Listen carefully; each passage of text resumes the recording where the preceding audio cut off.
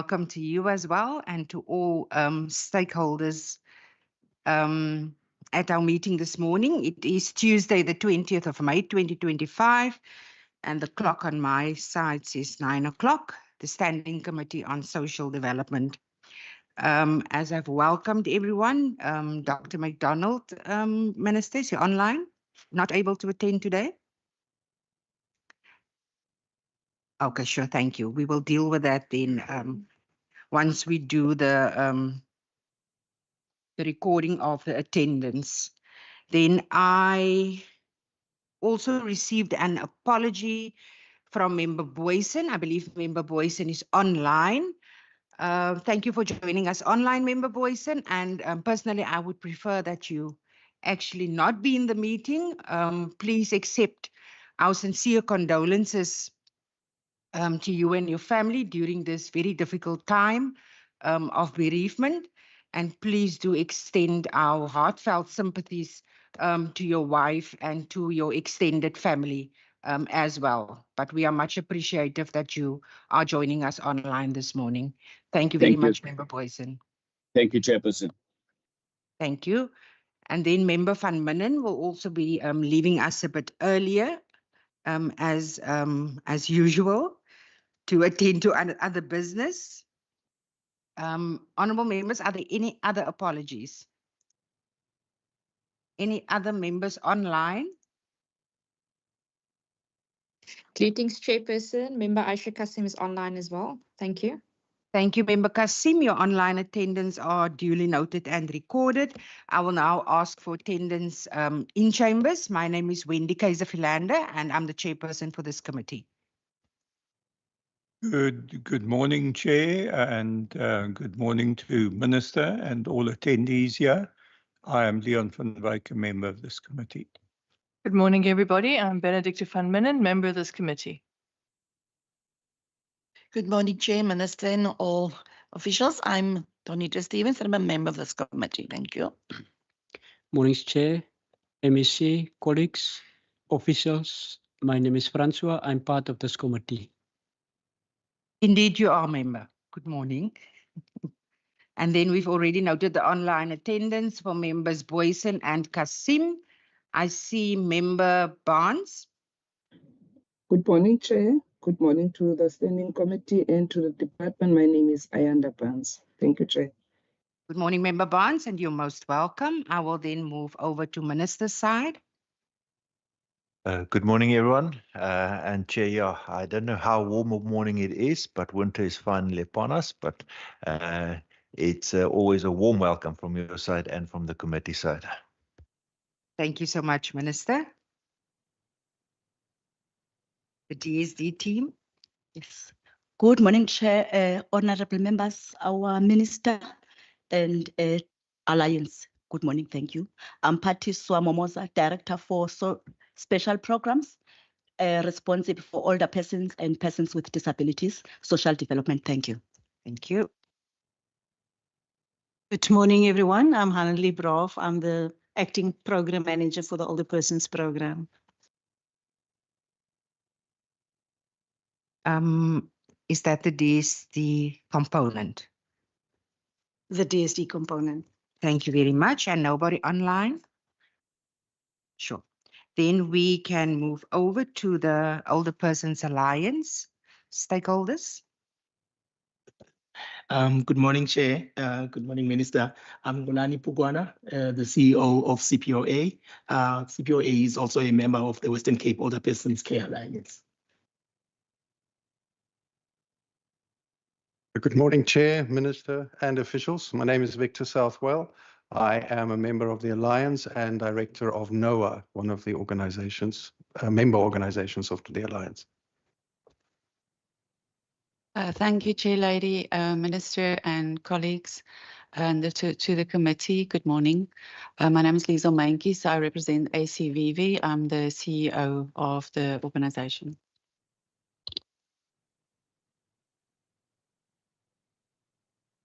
Yeah, I think we can move down the line and then proceed to the back row.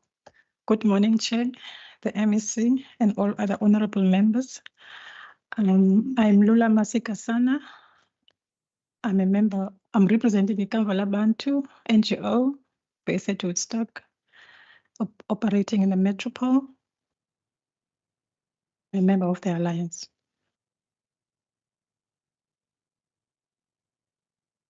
Morning, Chairperson and Minister Lont and members of the committee. I'm Waldieter Blanche. I'm from Bedisa, and I'm at the moment the convener of the Alliance. Good morning, Chair and members. Thank you very much for having us. Minister Lont, there was no intention when I took your seat this morning. I didn't mean anything by it.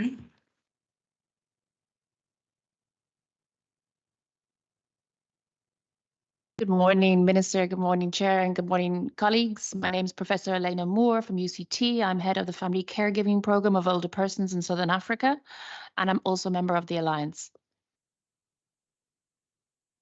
Good morning, Chair, Minister, and honourable members. I'm Rain Struble. I'm here on behalf of the International Longevity Centre based at the Institute of Aging in Africa at UCT, and in other capacities as well, but thank you for having us. Good morning, Minister, Chair, and other members. My name is Rob Jones. I'm with the Helderberg Society for the Aged and other organisations and a member of the Alliance. Good morning, Minister and Chair and colleagues. I'm Leon Geffen. I'm a member of the Alliance. I'm the director of the Samson Institute for Aging Research. We're a research institute working both globally, locally, and regionally in older person programs and research into older persons. Also an honorary senior lecturer at the University of Cape Town in the Geriatrics Unit at the Institute of Aging in Africa. Thank you. Good morning, Chair, Minister, and all members. My name is Gerard Lombard. I'm a director at Medwell SA. We provide home health care nationally, and we manage retirement villages and care facilities right through South Africa. I'm also a member of the Alliance Group. Thank you. Good morning, Chairperson, Minister, and officials. My name is Louise Nix. I represent the CPOA. I'm head of care. We have many old age facilities around the Western Cape, and we also a member of the Alliance. Good morning, Chair.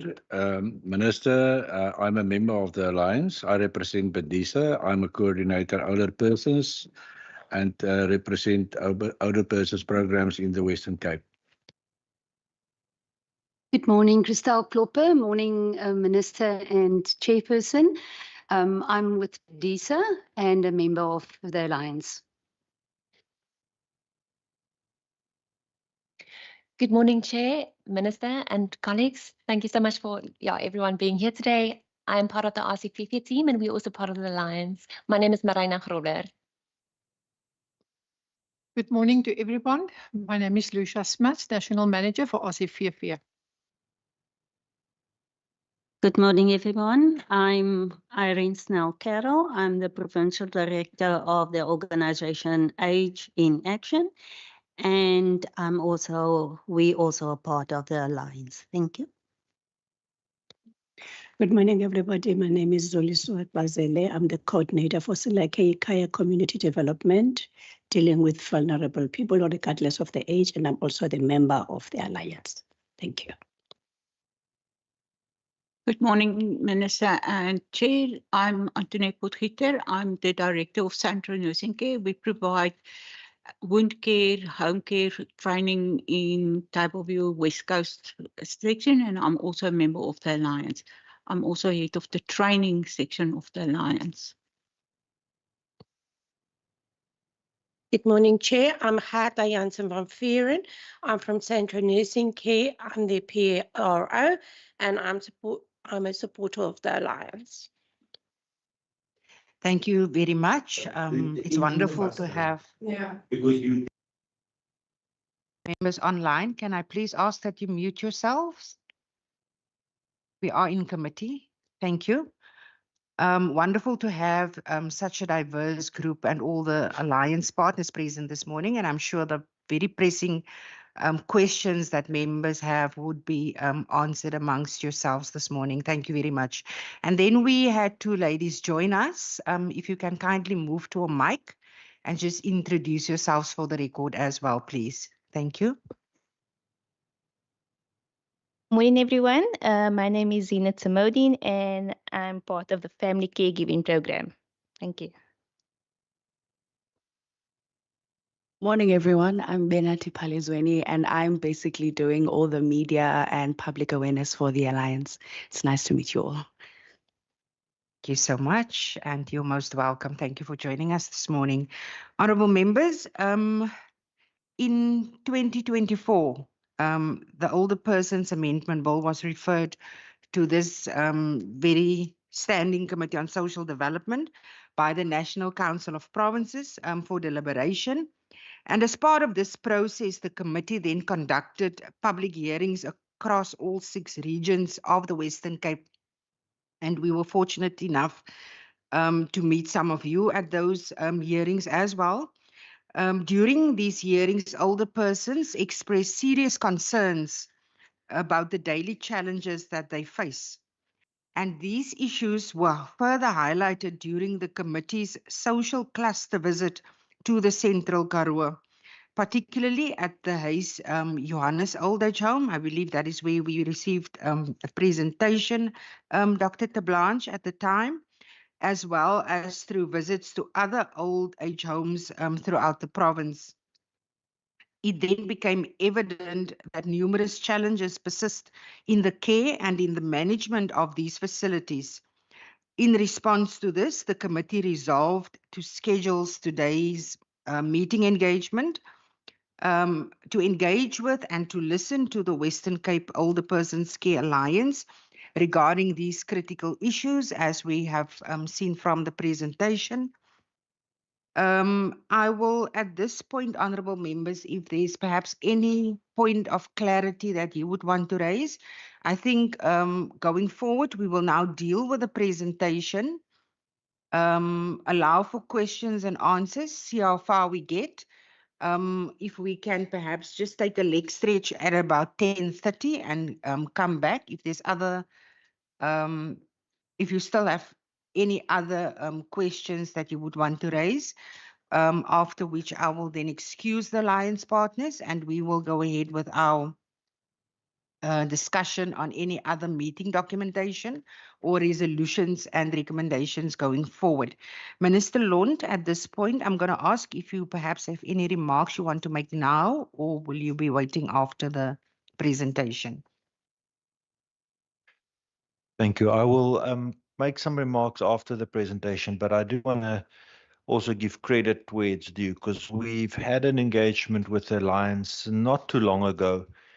And I must say it's really good to see that they are represented here from across communities, across the province. So credit to them for that. And then we will make the remarks and the questions at the end of the presentation as well. Thank you. Thank you very much, Minister. Dr. Tablanche, you will be dealing with the presentation. You are most welcome. Thank you. Thank you, Chairperson and members.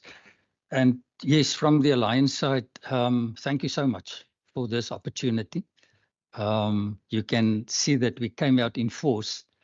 And as you would have noted, we have the CEOs or the directors of many companies or entities here, which should be an indication, I think, to the Standing Committee of the importance of the matter that we would like to discuss with you.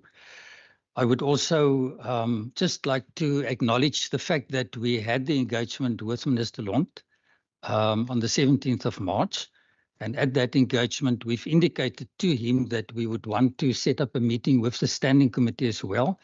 So we really appreciate his support and the department's support as well. So thanks for the opportunity. I will do the main part of the presentation, but will be supported by a number of my colleagues. And they will elaborate a bit more when we get to the priority areas that we're focusing on.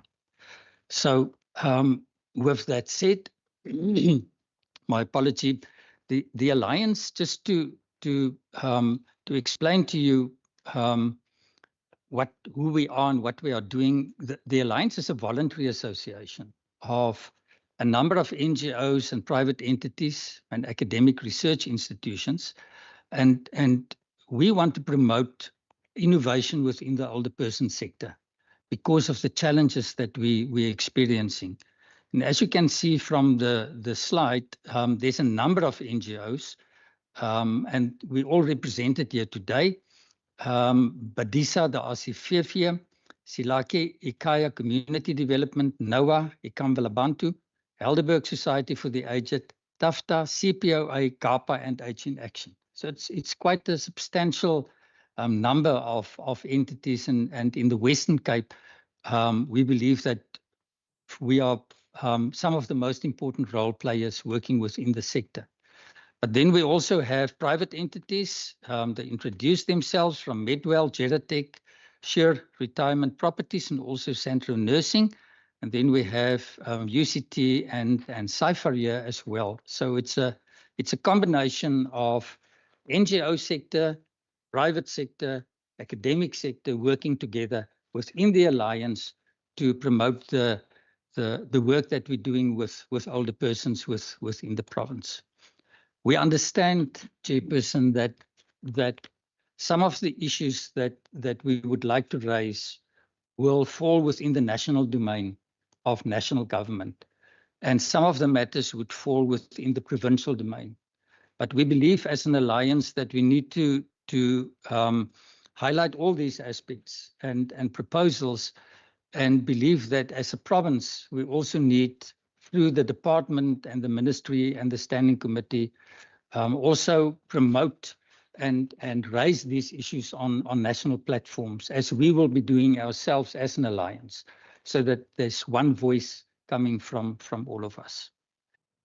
So just in terms of the partnership, I can confirm that we really do have a very positive partnership relationship with the Department of Social Development, especially. Also with some of the other provincial departments, the provincial government. And what we want to do is to work together with you to find solutions and to innovate as we go forward. So it's about a partnership. We're not fighting with the ministry or the standing committee or the provincial government. We say we value the partnership and we want to work together. We also know very well that there's a constrained fiscal environment in the country. I think today is the 20th. Tomorrow will be hopefully the final budget speech on a national level. So we're aware of the constraints, but we still believe that we need to find sustainable solutions within this fiscal environment that is constrained at the moment. We also indicated to Minister that we really welcome the kind of initiatives in respect of, for example, the Cape Health Care Foundation. And we want to work with that as an alliance with the department and with the ministry. And at the end of the day, it's about a shared responsibility. So we're not coming to government today to say that we expect government to do everything for us. We take responsibility within our domain for what we can do, but we also want to say there is a responsibility with both us and government, and how can we work together to make sure that services will be sustainable and will be appropriate for the environment and for the future that we see unfolding as we sit here today. So in terms of legislation, I'm not going to go through the shopping list, Chair.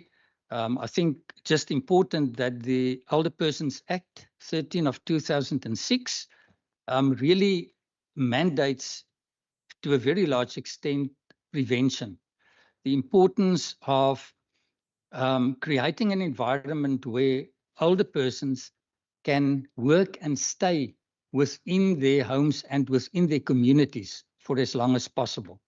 And when that's no longer possible, only in those circumstances should people really become a resident of a home for the aged. So in principle, that's the important shift that should have taken place already in the country, based on some of the information that I will share with the committee now.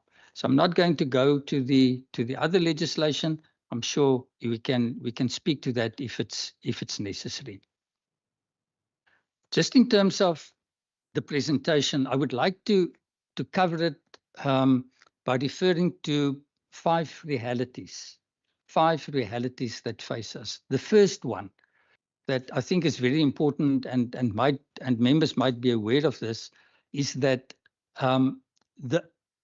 we sit with a world population that is becoming older. There are better healthcare available. People live longer, and the world population will increase between 2015 to 2050 from 700 million to about 2 billion.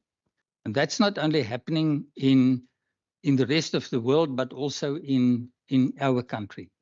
So as we speak, the percentage of the older population as part of total population will increase from 7.7% to 15.4%. And we can see from the numbers game that that's happening already. And we can see the trend happening in the Western Cape and also in all the other provinces. So what does this mean as a numbers game for South Africa? It simply means that people 60 years and older will increase from 4 million to 10 million of the population in South Africa. And the life expectancy with that will increase from 57 to just over 68 years. So we sit with a situation where in the Western Cape, where we are working, and the reason why we're here today, the older population will increase from about 700,000 to 1.5 million over the same period. So it's more than doubling the number of older persons.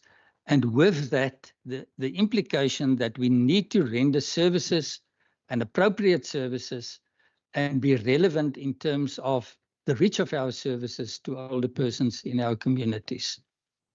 And because of all of this, all these numbers that's happening and the doubling in the population, the World Health Organization and the United Nations declared the decade 2020 to 2030 as the decade of healthy aging. And each country had to develop a country plan to give effect to this, to say to each country, how are you going to deal with this increase in your population, and to report back to these structures on a regular basis. So that's the numbers game in terms of the big picture. If we look at this decade of healthy aging that I've just referred to now, I think the definition is quite important. And it says healthy aging, the definition is the process of developing and maintaining the functional ability, not only the health component, the functional ability that enables well-being in older age. So it's a much broader understanding and definition than simply health care as being care of the aged. It's a lot broader. It's about functional ability in all wakes of your life and functioning. Just to still on the numbers game, I'm still with priority with the first priority area. If you look at this slide on the right-hand side, the last column there, 21 in the Western Cape, 7.8% of the population was 60 years and older. 2011, it was 8.9%. 2022, 11%. Those are real facts, real numbers. And this will increase to the 15% that I've indicated before. So we can see the trend, it's happening already. And this information we actually got through the department from Stats SA. So just the numbers game again, if you look at 2014, on the left-hand side of that slide at the bottom, the total there in 2024, we have 836,000 older persons in the Western Cape. And by 2032, the projection is that we will have 1,131,000. And by 2050, it will be 1.5 million. So just to reiterate, the trend that's playing itself out at the moment. And then this slide is quite important. If we look at the fact that people get older, and if we look at the number of people that are in receipt of SASSA grants, in the Western Cape, 55.3% of older persons, 60 years and older, are in receipt of a SASSA grant. And if we look at the responsibility of government and us as a sector, then we are very concerned about especially how older persons within communities that are in receipt of SASSA grants and the availability and the affordability of services.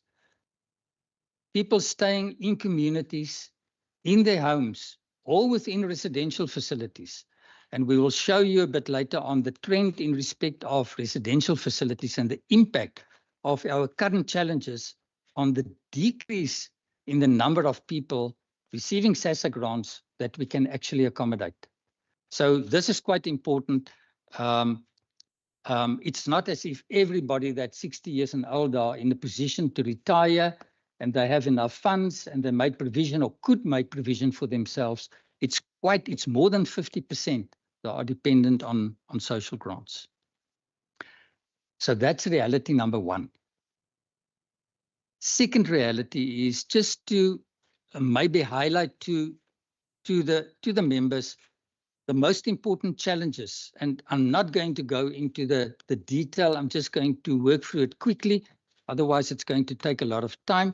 But as a sector, we've identified the following as some of our most important challenges. First of all, there's a lack of enough affordable residential facilities for sub-economic categories of older persons, those people that are in receipt of a SASSA grant. There's just not enough beds available and facilities available to accommodate people from especially the sub-economic categories in these facilities. So where do we go with them when they require residential care and can no longer be cared for in the community?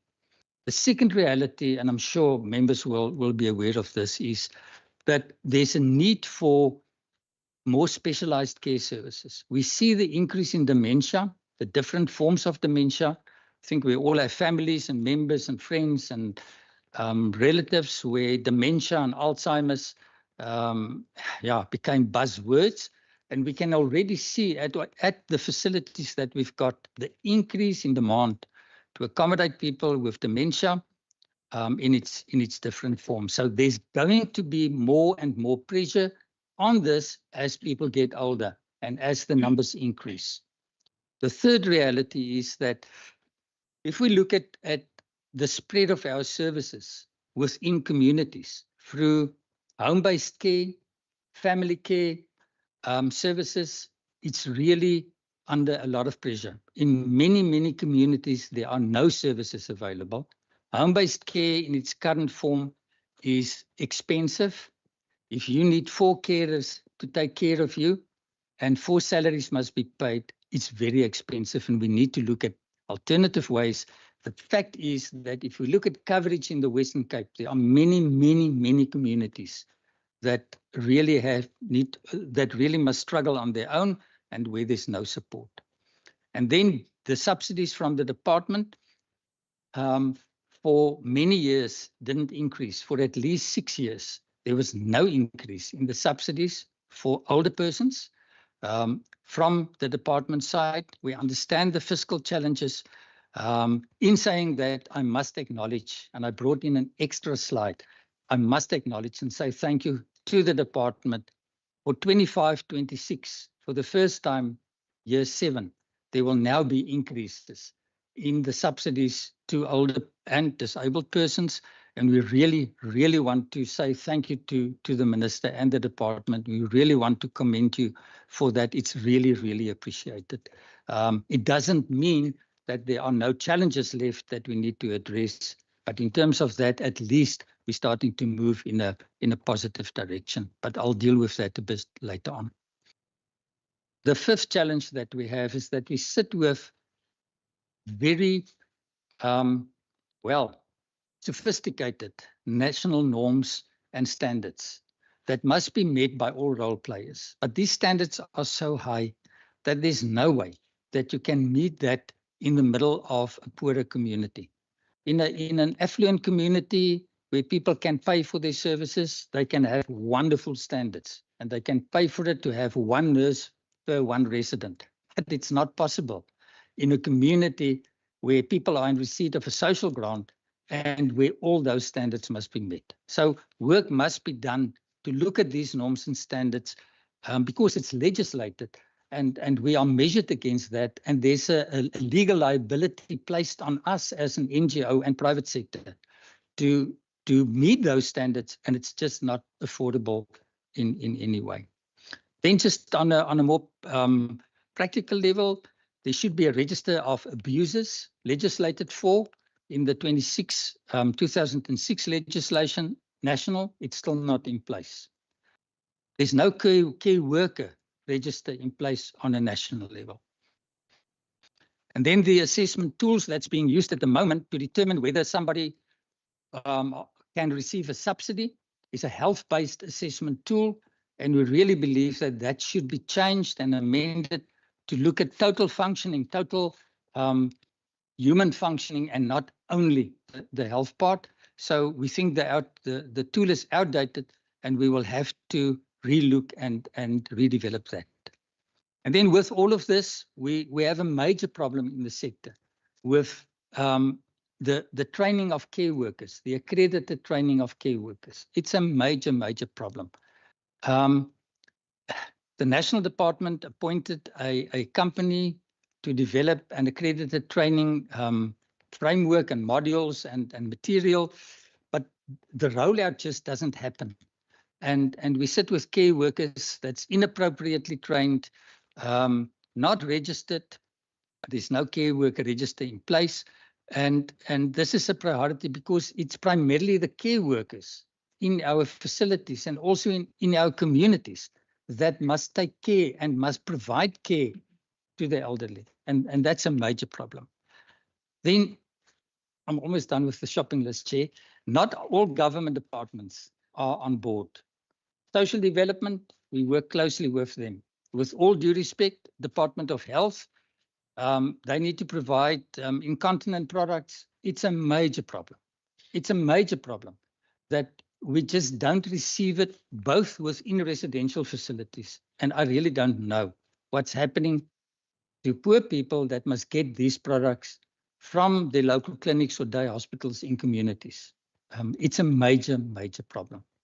And with that, and we can maybe talk about that, where we receive it, there's also a quality problem, but we'll speak to that. Social housing needs policy. There's a national policy that was approved by national government. The special housing needs policy, we had discussions with Minister Simmers in Beaufort West when we had that engagement, Chair, but the rollout of that, although well-intended and it must still happen, and we're going to talk about it's still pending, it didn't happen. And that policy makes provision for government to reserve a percentage of budget for special housing needs of, for example, the elderly or the disabled or whatever category it might be. And that's so important for us because it will enable us at least to provide residential care or to upgrade or to change or to do whatever we need to do with facilities that can cater for this category of older person.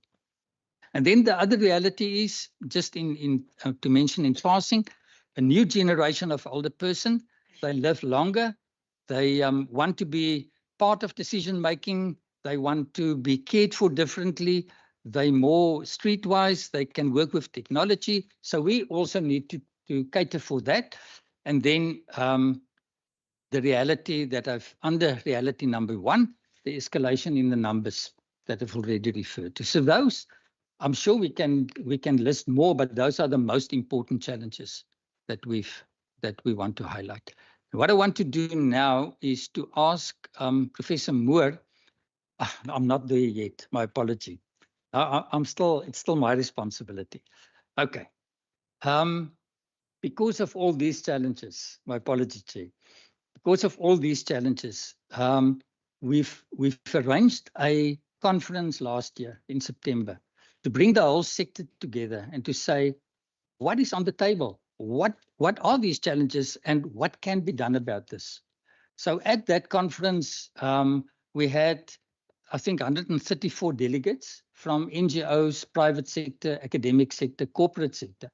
And we elaborated and we had people delivering papers, Professor Moore from UCT, we had International Human Rights Watch, we had CIPLA, SAHA, TAFTA, Department of Social Development, and BDISA. We all presented papers. And out of this conference, we decided to appoint a task team that will take the conference decisions and priorities that we've identified forward. And this task team got together with another task team that at the time already started functioning under Dr. Leon Geffen from CIPHER. And we decided that we're not going to have two teams. We're going to put one team together. And out of all of this, we decided to form this alliance. And that's why, as an alliance, we are able to sit here with you today. So as the task team and at the conference, we basically identified 5 priority areas. I'm just going to go through the 5 areas, and then I'm going to ask the team leader for each area, just to, in 4 minutes each, if you don't mind, to just give the members an indication of the focus areas of the task groups. The first priority area that we've identified is the need for ongoing research and the development of cost-effective models of care for both residential and community home-based care in both the NGO and private sector. Models of care that's affordable and appropriate. The second one is to engage with government and Section 9 entities and to highlight the challenges experienced by the sector. That's why we're here today as part of that process. My apology. The first task team is chaired by Dr. Rein Strubel, and he will, when I'm done, will provide input on behalf of the first one. I'm already providing you the input on behalf of the second priority team. The third team is about creating public awareness about the plight of older persons, and Lulama will provide that input to the committee. The fourth one is accredited training and ongoing development of especially nursing and care staff. Antoinette will provide that input. And then the last focus area is the development of closer cooperation and partnerships between the NGO and the private sector, and Kolani will provide the input in respect of that. So I'm going to ask my colleagues to, if we can start, Dr. Rein Strubel, with you, if you can just provide that input to the members. Thank you. Dr. Tablanche, if I can just ask the second priority, who will be engaging with that one? I'll engage Will you with do that it? one. Okay, sure. Thank you. And then I can give over to Dr. Strubel. Yes. Thank you. Thank you, Madam Chair, Minister, members, and thank you, Valdi, for really laying a good foundation. So I'm just going to look at a few key areas of what we've identified. And the biggest request here, Madam Chair, is for collaboration. I think on both sides, we have a lot of expertise and incredible goodwill to make this work. So we really want to invite all parties to work with us in looking at these models of care. So first of all, what we are doing at the moment is evaluating existing care models, both locally, internationally, residential, non-residential, and hybrid care models, and to evaluate such models that can guide the adaptation and transformation of best practices suitable for the context that Valdi has just described. There are many existing models in South Africa that not only deserve recognition, but can be used as examples. And even though some of those may not adhere to the norms and standards, as Valdi pointed out, because it is simply not possible. But that does not mean that there are examples of excellent care and support for older persons. We need to collaborate to define clear, enforceable, measurable standards for the services rendered in all these spheres, which emphasize measurable evidence of quality of life and dignity. As Valdi pointed out, the current, DQ98 and that simply is not adequate to measure the needs, to ascertain what risks there are, and to work on a strength-based model. These standards of best practices must then be underpinned by new policies and procedures and tools and resources. So instead of DSD simply being an investigating body, it can become an incredibly supportive body to equip homes and services and empower them by supplying these best practices and policies to them as standards that we know work in many of the care providers' services in South Africa. Within the South African care sector, as I said, there are many, many excellent examples that can be harnessed throughout the sector. Then we request collaboration with the department, that we look at some of these and use them as pilot projects to test these innovative care models. Integrating more intergenerational programs in community centers could foster mutual support between youth and older adults, destigmatizing dementia, which is a huge issue in some of our rural communities, and bringing benefits to all age groups. We would like to suggest a new internal auditing system, a self-auditing system, where evidence is then presented to DSD of adherence to new norms and standards and best practices. As Valdi pointed out, the current norms and standards often overlook the holistic well-being of older persons, and it hampers the sustainability of many service providers. We want to collaborate to review, to align these standards with evidence-based principles amongst other things, relationship-directed support, which goes really far and wide in helping people to age in place, and will, in the long term, ensure a better financial viability of these services.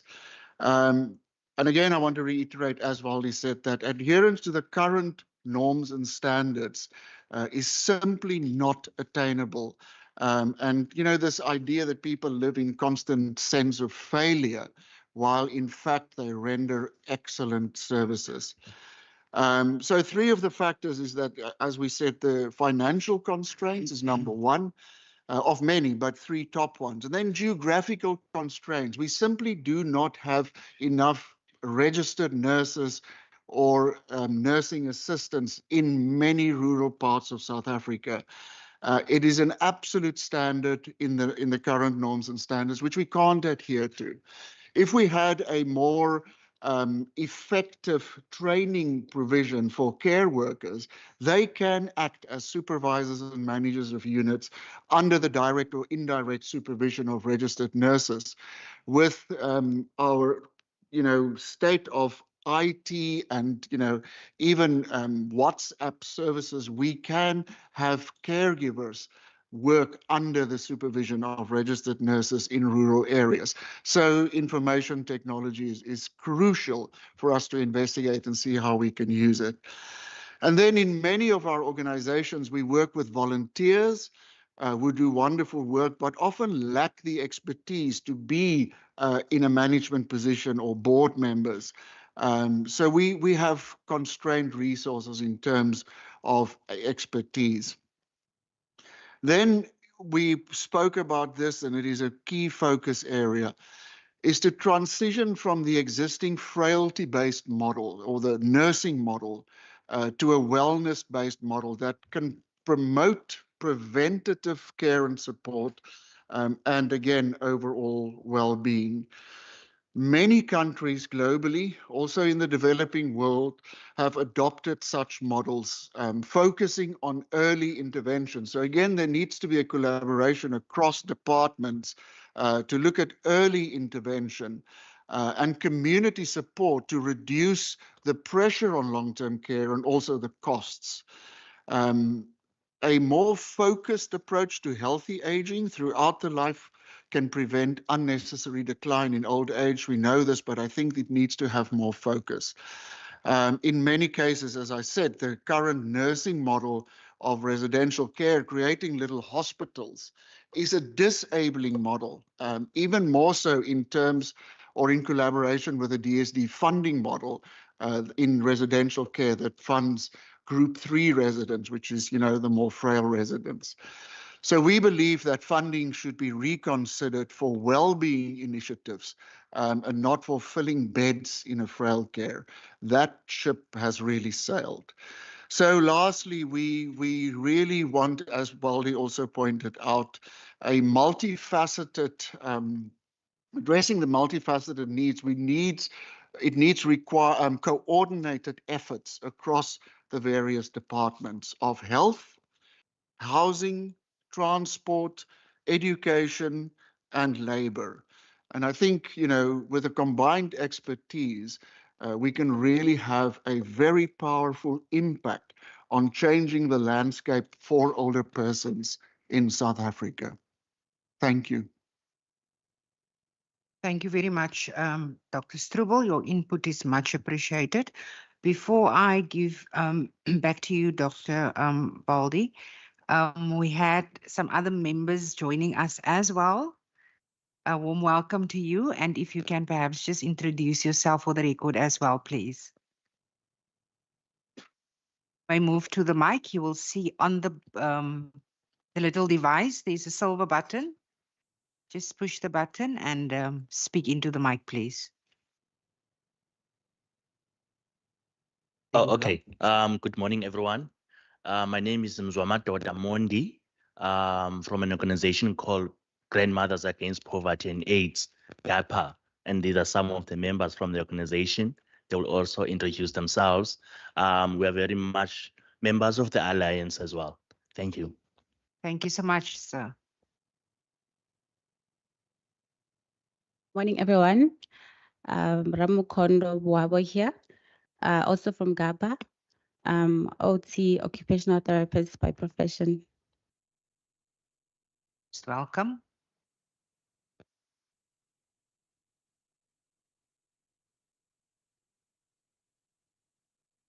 Caregiver at GAPA. Thank you very much. After the switch on. This is for the over. This one. Morning, everyone. I'm Ms. Just put on the mic, please. I don't know. Mic's not on. Okay. Morning, everyone. I'm Ms. Bongsen Susanna from GAPA. I'm a kitchen staff in Kailicha. Thank you very much for coming out this morning. We appreciate your attendance. Dr. Tablanche. Thank you, Chair and members. The second priority area is basically a mandate for us to engage government on both the provincial and national level. We've already had the engagement with Minister, as I've indicated, during March. We then, after our meeting that we had in Beaufort West, we requested and welcomed the invitation from the chairperson to meet with the standing committee. We're also going to set up a meeting with the Human Rights Commission because we want to create awareness on all levels and in all entities.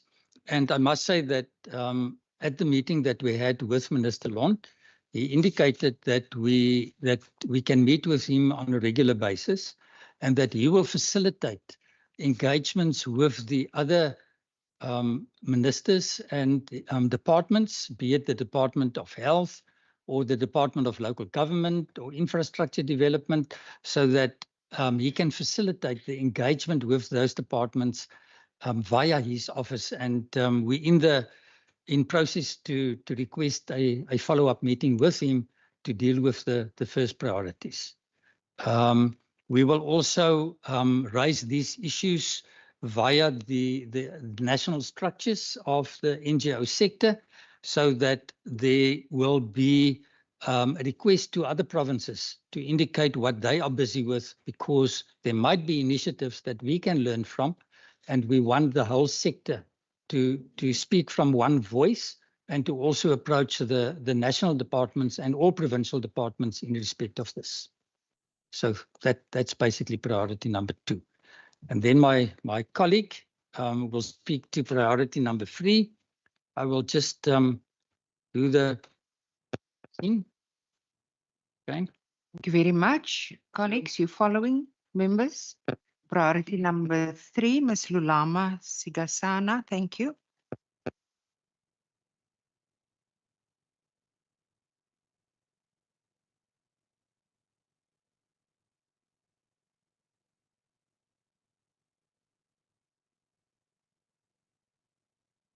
I think we just need the sharing of the presentation. Just not sure. Can we have some assistance from ICT, please? I think we just need to Sure. And just get somebody to. We're asking for some assistance. Is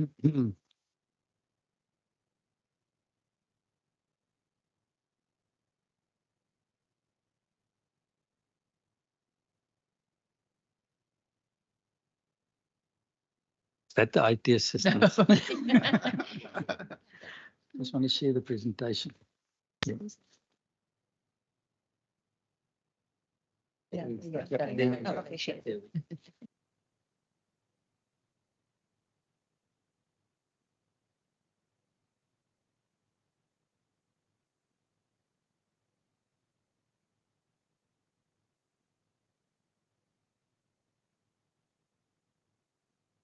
My apologies about that.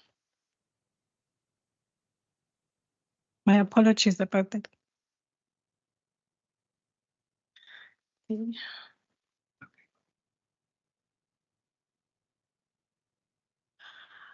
Our objectives in creating awareness and advocacy is to ensure that we raise awareness regarding the care services for older persons, and also bring it to the fore in terms of how underfunded the sector is. We also want to create awareness about how the Alliance members are able to provide quality services and support despite the funding constraints. We also want to make aging the latest trend, and we want to reduce the stigma around aging and care services and remove ageism. We also want to encourage family members and caregivers to seek timeless health. We also want to educate the public about the needs of older persons and the importance of receiving quality care when needed. So as my colleagues have said, we have 5 working groups that have identified these 5 priority actors. The red one is the one presenting. And then we're looking at Western Cape, government engagement, we're looking at future models of care, partnerships and coordination. So we as the advocacy group, we have to, when we create the awareness campaign, we're going to take all the key areas out of this working group and bring it to public attention. My apologies, Ms. Sigasana. Can I just perhaps ask if you can just pull down your mic a bit so that you speak into the mic? Yeah, we just need more volume. Some of us are actively part of the aging population as we speak. Yeah. Thank you. I'm sure that will help. Can you hear me now? Much Yes, much better. better, Thank yeah. you so much. So I was saying we have these 5 working groups.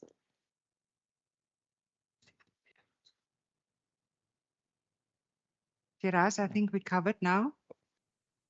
Yeah, we needed assistance with the sharing of the presentation. Thank you Thank very you. much.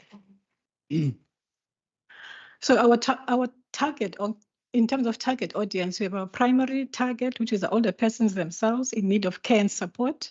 We have older persons who make decisions about their care and needs, as well as working adults who are also going to be aging. Our secondary target audience would be the youth, because we want to bring back the respect to the older persons through our intergenerational programs and focus on respect for older persons. Then also the training of our caregivers, as well as home-based caregivers, inclusive of family members who are caring for their older persons. And then our tertiary target audience would be the general public, the community leaders, policymakers, and government officials. Core themes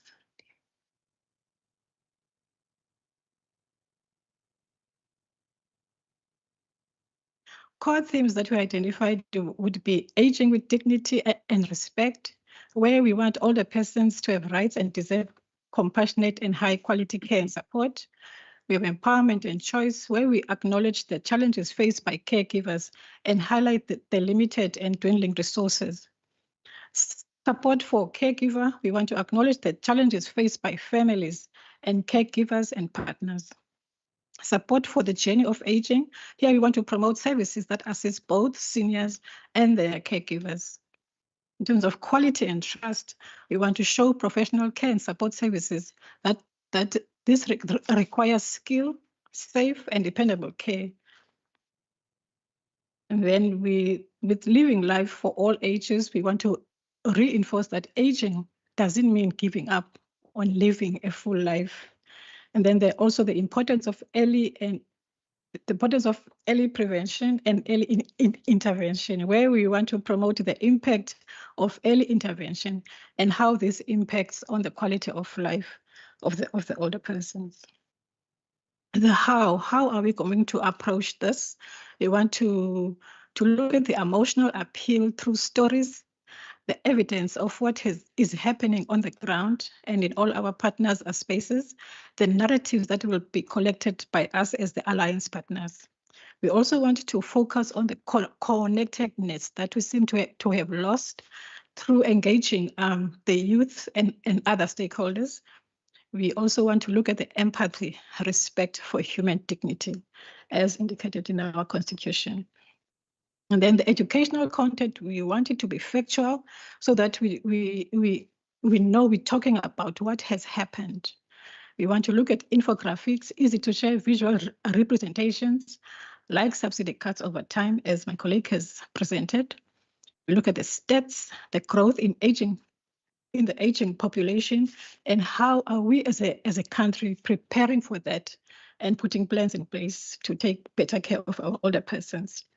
Also, testimonials, individuals and the alliance partners are going to share the good and the not so good, and then the decade of healthy aging.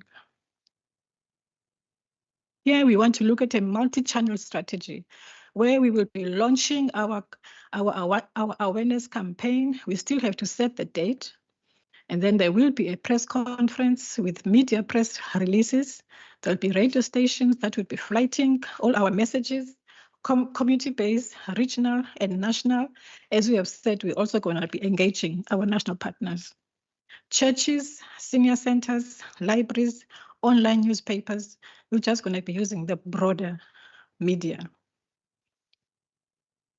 And then in terms of the multi-channel strategy as well, social media, where we're going to be sharing everything as well through the Microsoft Teams folder, where we're going to be sharing, and our hashtag will be hashtag older persons matter.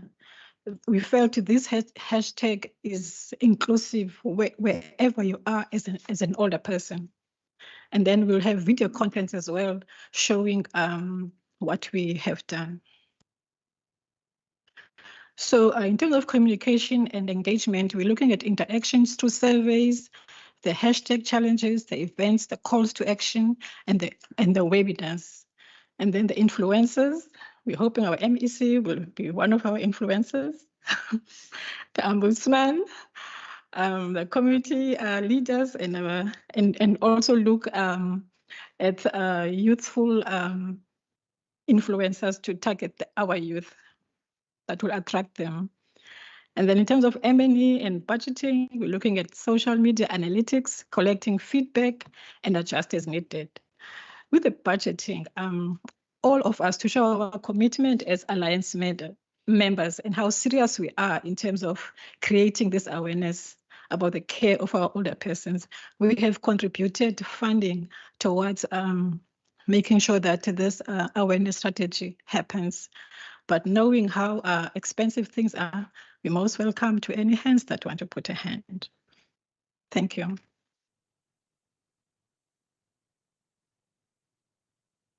Thank you very much. Ms. Sikasana, you want to add to that, Dr. Blanche? Yes, no.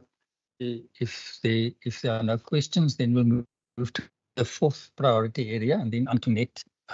Where's Antoinette? Yes, indeed. We will deal with. Present. Sure.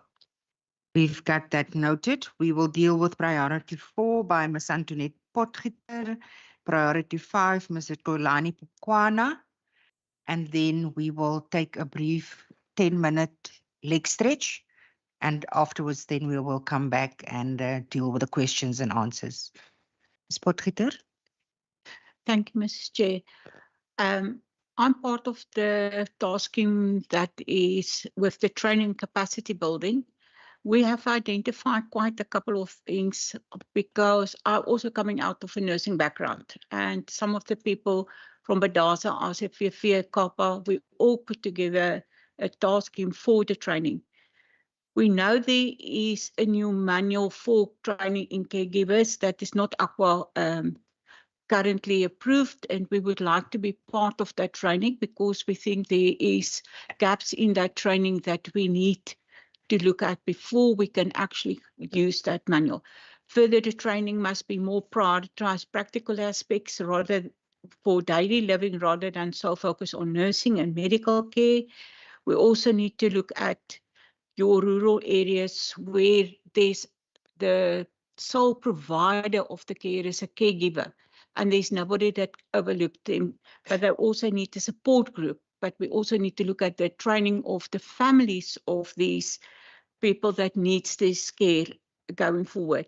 But at the end of the day, it must all come back to best practice outcomes for the elderly person and for the families. There should be a support group for ongoing training for caregivers after they have completed their training, and short courses and things. We have launched last year the first caregivers conference in the Western Cape, and we are busy planning a new one for next year. We have engaged Civil Nonko from National. She's very supportive in the training programs, and she would love to be more part of this.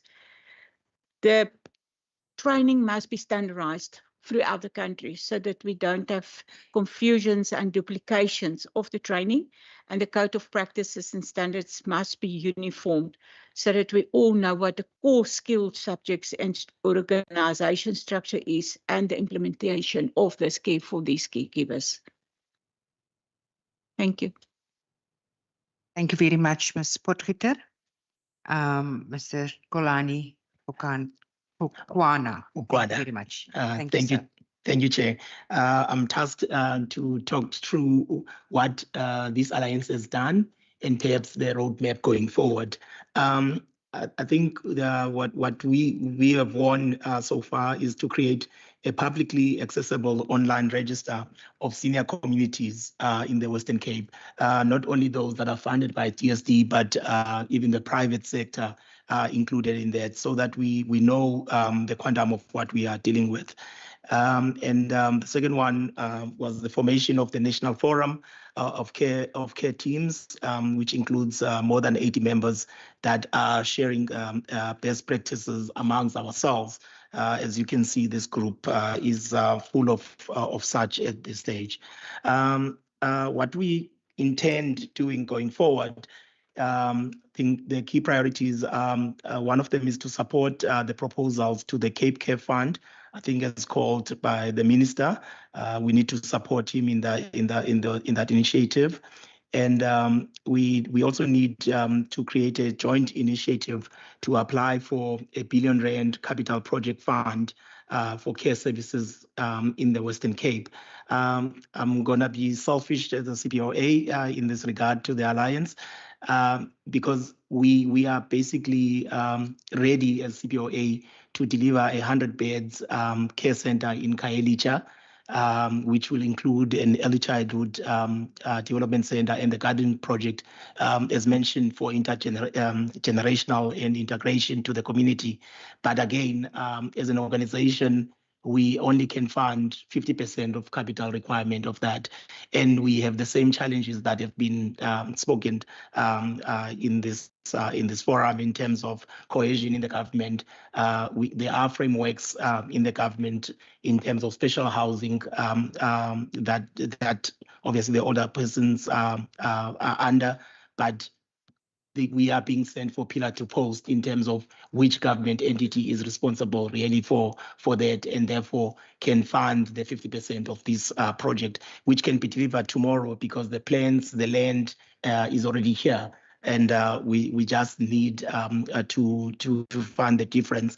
And CPOA is also, again, willing to fund the deficit going forward, because we know, I mean, we don't expect that these will run at full cover from year one. There will be deficit of expected 6 million per annum that the CPOA is willing to cover. But again, we can't do this alone. We need the government support in order for us to achieve this. And moving on, we need to create a joint initiative to apply. Oh, sorry, I've just mentioned that. My apologies. Form a formal cooperative of senior communities leadership to obviously address the matters relating to senior communities. I think this is what we actually are doing, but we need this cooperative to continue. And again, we also looking at developing a simple, free guide to assist older person, because we find that older person find themselves looking for services which they can also again send from pillar to post. Even the caregivers of those older persons, they can't find simple solutions at hand. So this alliance will look at developing a simple, free guide in that regard. And then engagement with older persons reference group to allow private sector involvement, because I think we need this coordination between private sector and the government to fight I think what has been presented by Waldi, because we can't have the growing problem in terms of the number of aged people going forward, whilst the policies and the budgeting are going a different direction in terms of supporting that. And obviously, the last item is obviously growing this alliance, because we believe there are more members that are outside than in, and we need to talk to them in order for them to be part of the of this sort of initiative, so that we when we speak to government and institutions, we all talk with one voice in terms of the challenges that we are experiencing in the older persons in that regard. Thank you, Chair. Thank you very much, Mr. Pokwana. Dr. Blanche, would you like to round off those priority areas at this point? I think we've tried to give you a glimpse of the focus areas within each priority area. But what we've actually done is to specifically identify the mandate and the priorities, the objectives and the priorities for each of these teams, So the team leader have members of the alliance as part of 5 work groups. So it's not only the team leader working on that, but it's actually the members that's working together in each group. And when we then identify work to be done and make progress on that, we also provide feedback to this whole group so that it's not somebody that's working on an island. So we take joint responsibility for that in terms of what we're doing. And as you can hear from members, we're dead serious about it. And we're going to definitely do our level best to contribute where we can contribute ourselves and to work with our partners in government and outside government. So that's just a screenshot. I can provide members with more detail if necessary. But yeah, thanks also to my colleagues for the input that they provided. Thank you very much, Dr. de Blanche. Members, we still have time before we break, but I think we must perhaps first break because one wants the comments and the questions actually to flow into each other and not interrupt someone halfway and then come back or start afresh or, yeah. So I think let us break now for a short comfort break and be back at 10:30. It's almost 10:30. Back at 10:30. Sure. And there's always a very capable procedural officer whispering in your ear.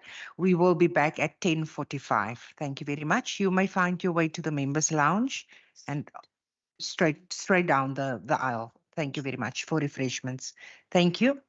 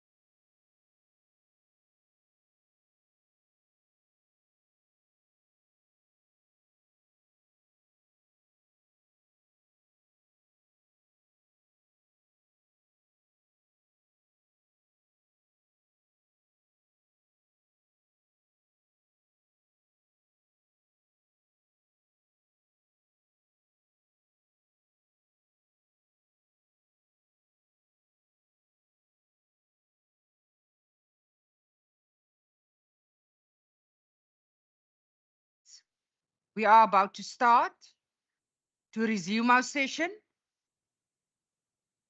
The two ladies at the back.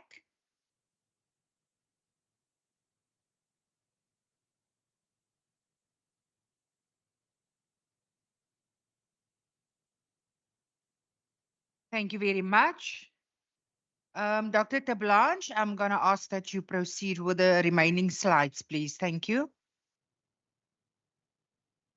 The Chairperson, Professor Moore, will deal with the next couple of slides, and then I will do the rest of the presentation, and then I believe there will be an opportunity for questions and engagement. Thank you.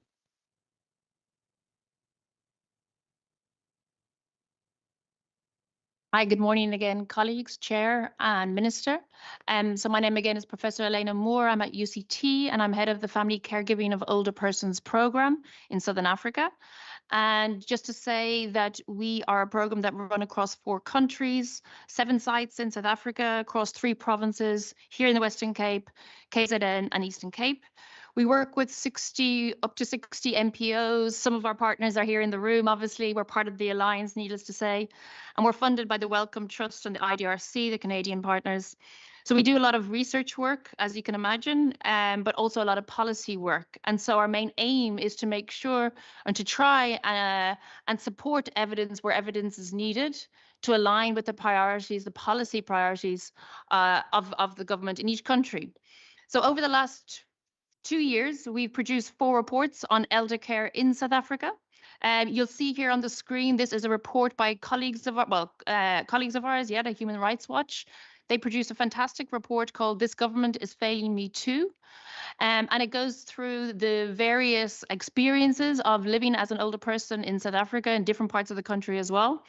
Touches on many budgetary issues, as well as the kind of, literally as it says, the failings of the state. Next slide, Valdi.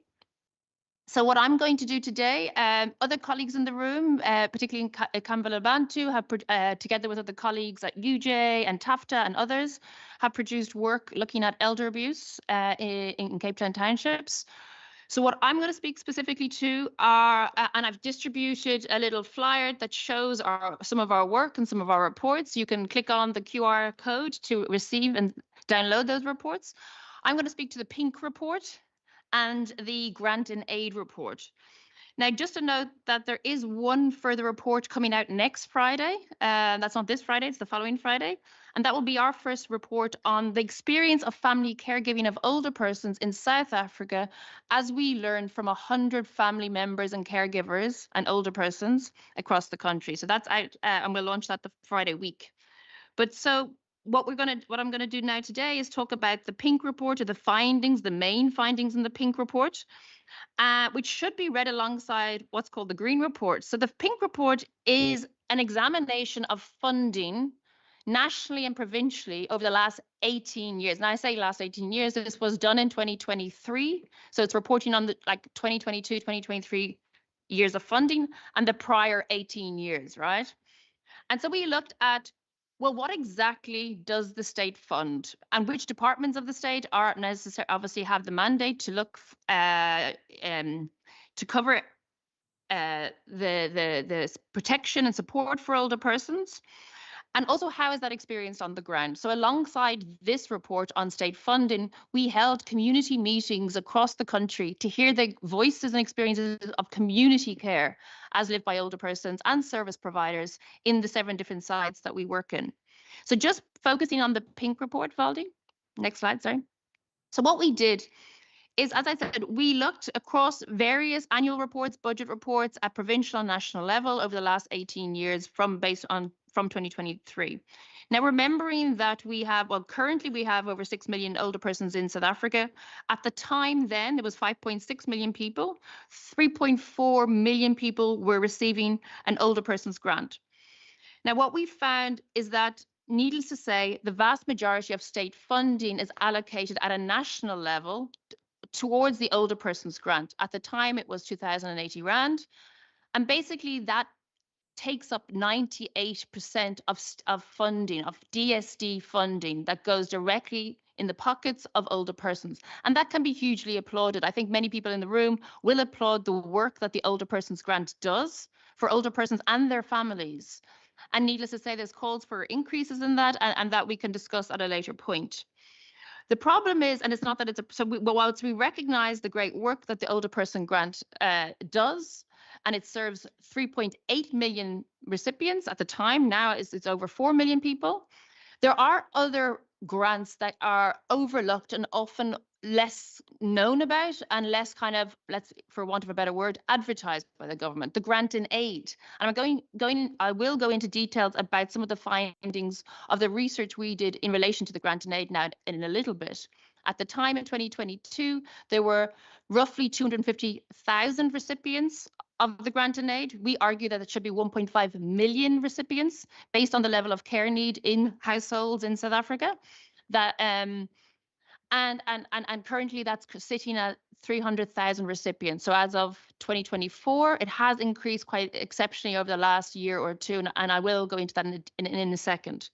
But what we want to show, and the main heading on that slide you probably can't see, is that when we looked over the 20 years essentially, or 18 years of funding, we could see that yes, the allocation of funding to older persons has increased because the number of older persons has increased, and it's a statutory obligation for every older person who is eligible to receive an older person's grant. Therefore, the number of older person grants being distributed has increased. However, that is a slight distraction, or one part of the story. The other part of the story is actually funding at a provincial level has decreased by 13% over the last 18 years.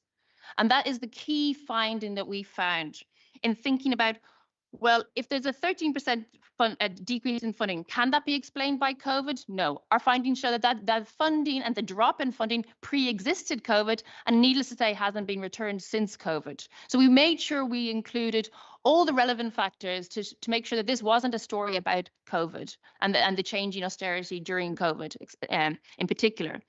So the other thing we did, well, what does this, if it's only 1.6 billion that gets spent at a provincial level for services at a community level, at the same time when the national policy is aging in place, something that Valdi has already mentioned, a concept that means that we are trying to support older persons aging at home, in their own homes and in communities. So if a policy priority is to age in place, surely the funding should be matched. Not necessarily, matched in terms of where some of our funding should be going. So when we looked at it, we could see that only 2% of national funding is directed to provinces, which then obviously pay for services and residential care homes that are provided at a community level. And that serves, in essence, give or take, 100,000 older persons. Now, remember, there's 3 point at the time, and I know these numbers have slightly shifted, obviously, because these numbers are based on 2022. At the time, there was 3.8 million older persons, and provincial spending was targeted to 100,000 older persons. So you can see already there's a huge gap in who's getting service provision, what funding is allocated to service provision. And there's different ways in which this can be attended to. And obviously, we have not just criticisms and evidence in our reports, but we've also lots of recommendations. So, for instance, Valdi, sorry, next, like 2 slides up. It's the next one. So what we did is we looked at, as I said, we looked at this provincially. I know we're sitting here in the Western Cape, so everyone's obviously interested in the Western Cape, and I won't beat around the bush to say that quite a lot of funding is distributed to the Western Cape because of the number of old age homes that exist in the country compared to other provinces, whether it's KZN, Limpopo, or Mpumalanga. So whilst this is tracked over time, over a 20-year period, we can see that the allocations of funding are unevenly distributed to some extent, and it's the reason behind it is because of the number of residential care homes. Now, that's not to say that this should necessarily change, but it's for us to think about how that pot at a provincial level could be spent and the different ways it could be spent. One of the and I'm not going to go through all the recommendations. Go back a slide, please, Valdi. One of the recommendations for us was this silence around the grant in aid. How do we make sense that this grant provision exists, but the uptake was so low? And we have figures across each province about what the actual uptake is. So, for example, in the Western Cape, only 4% of older person grant beneficiaries are receiving the grant and aid. For those of you who are not familiar, although I'm sure everyone in the room is familiar, a grant and aid is a particular grant allocated to adults, older persons, and working age adults who are living with a disability and are in need of regular assistance, as the legislation provides. Now, this is, whilst it's a fairly low sum in value, it is, needless to say, a really important sum. So some of our attention shifted to the grant and aid and to try and figure out what was going on. So what we did as a side study is we started to try investigate both through SASSA data that was given to us by, obviously, SASSA themselves. And we looked at the changes in the receipt of this grant over time. We looked at how it played out provincially.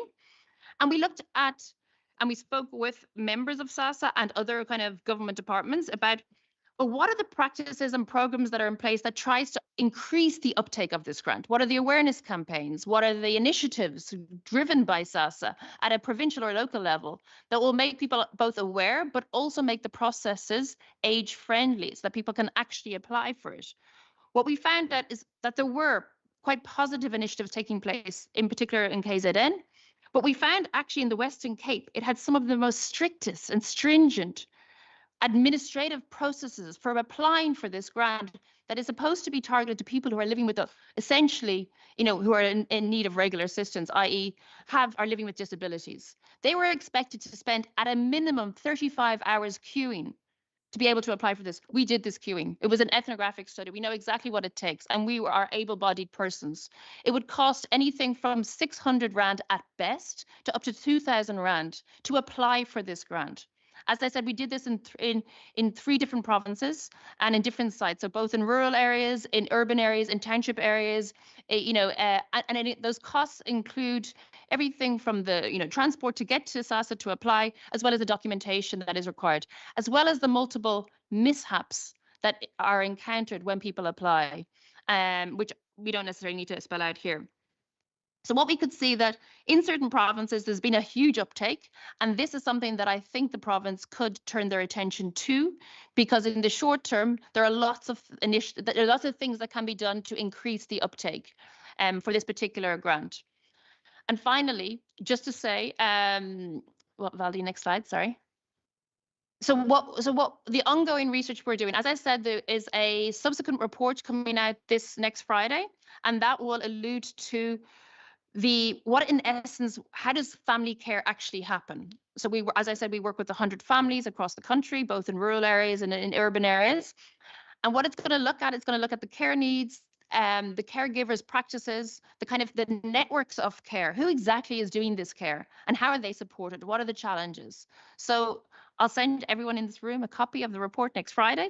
But just to say, this is also part of an extended work that we've been funded to undertake called the Transforming Elder Care Through Collective Policy Action in Southern Africa. It's a bit of a mouthful, but basically we're running national dialogues, not unsimilar to what we're doing right here today, where we're hearing from a diverse range of stakeholders in the sector, including government officials, including civil society, including researchers, and including real family caregivers on the ground, real older persons on the ground, and hearing the experiences and the challenges at all levels to try and figure out, well, what should the policy priorities be? And so that we can align to some extent and identify these, and through evidence, as well as conversations and collaborations, collectively align how we're going to try and improve the care of older persons. So that's been run, as I said, nationally to come together in similar groups like we are here, alliances. And in particular, we're working with the Office of the Premier in each of the provinces to do some of this work. And that's been run across the 4 different countries together with our partners, Black Sash, TAFTA, as I said, lots of people here in the room, NOAA, AGAPA, shout out to the GAPA folks, and others. And that's the kind of work that we will be continuing to bring to the attention of the Minister and our colleagues here. Thank you. Thank you very much, Professor Moore. Dr. Tablanche? So, Chair, just to bring it back, we've dealt now with priority number one or reality number one, it's the numbers game. The second focus area was on the challenges that we experience within the sector.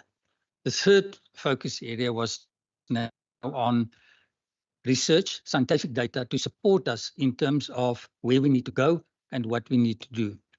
So in terms of the fourth reality, if I can continue, is basically to say to you, the sector is also taking responsibility. We're not just coming to government.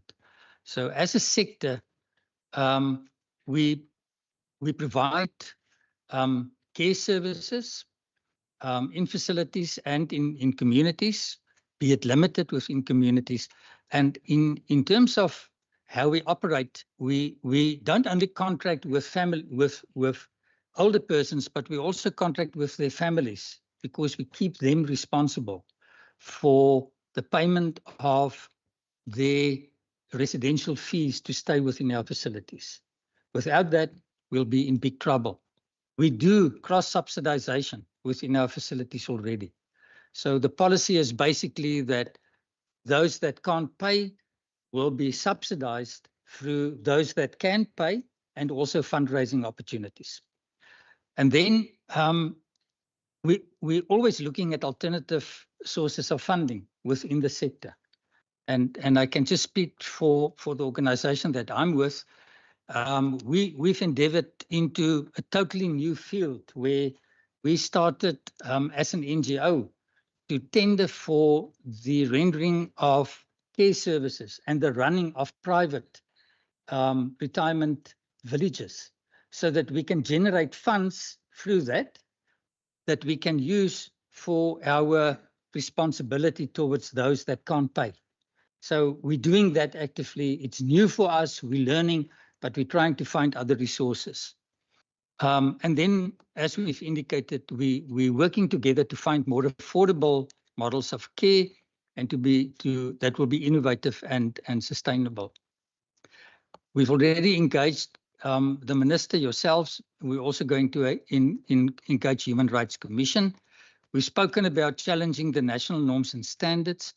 Marketing and fundraising is something that within the sector receives a lot of attention.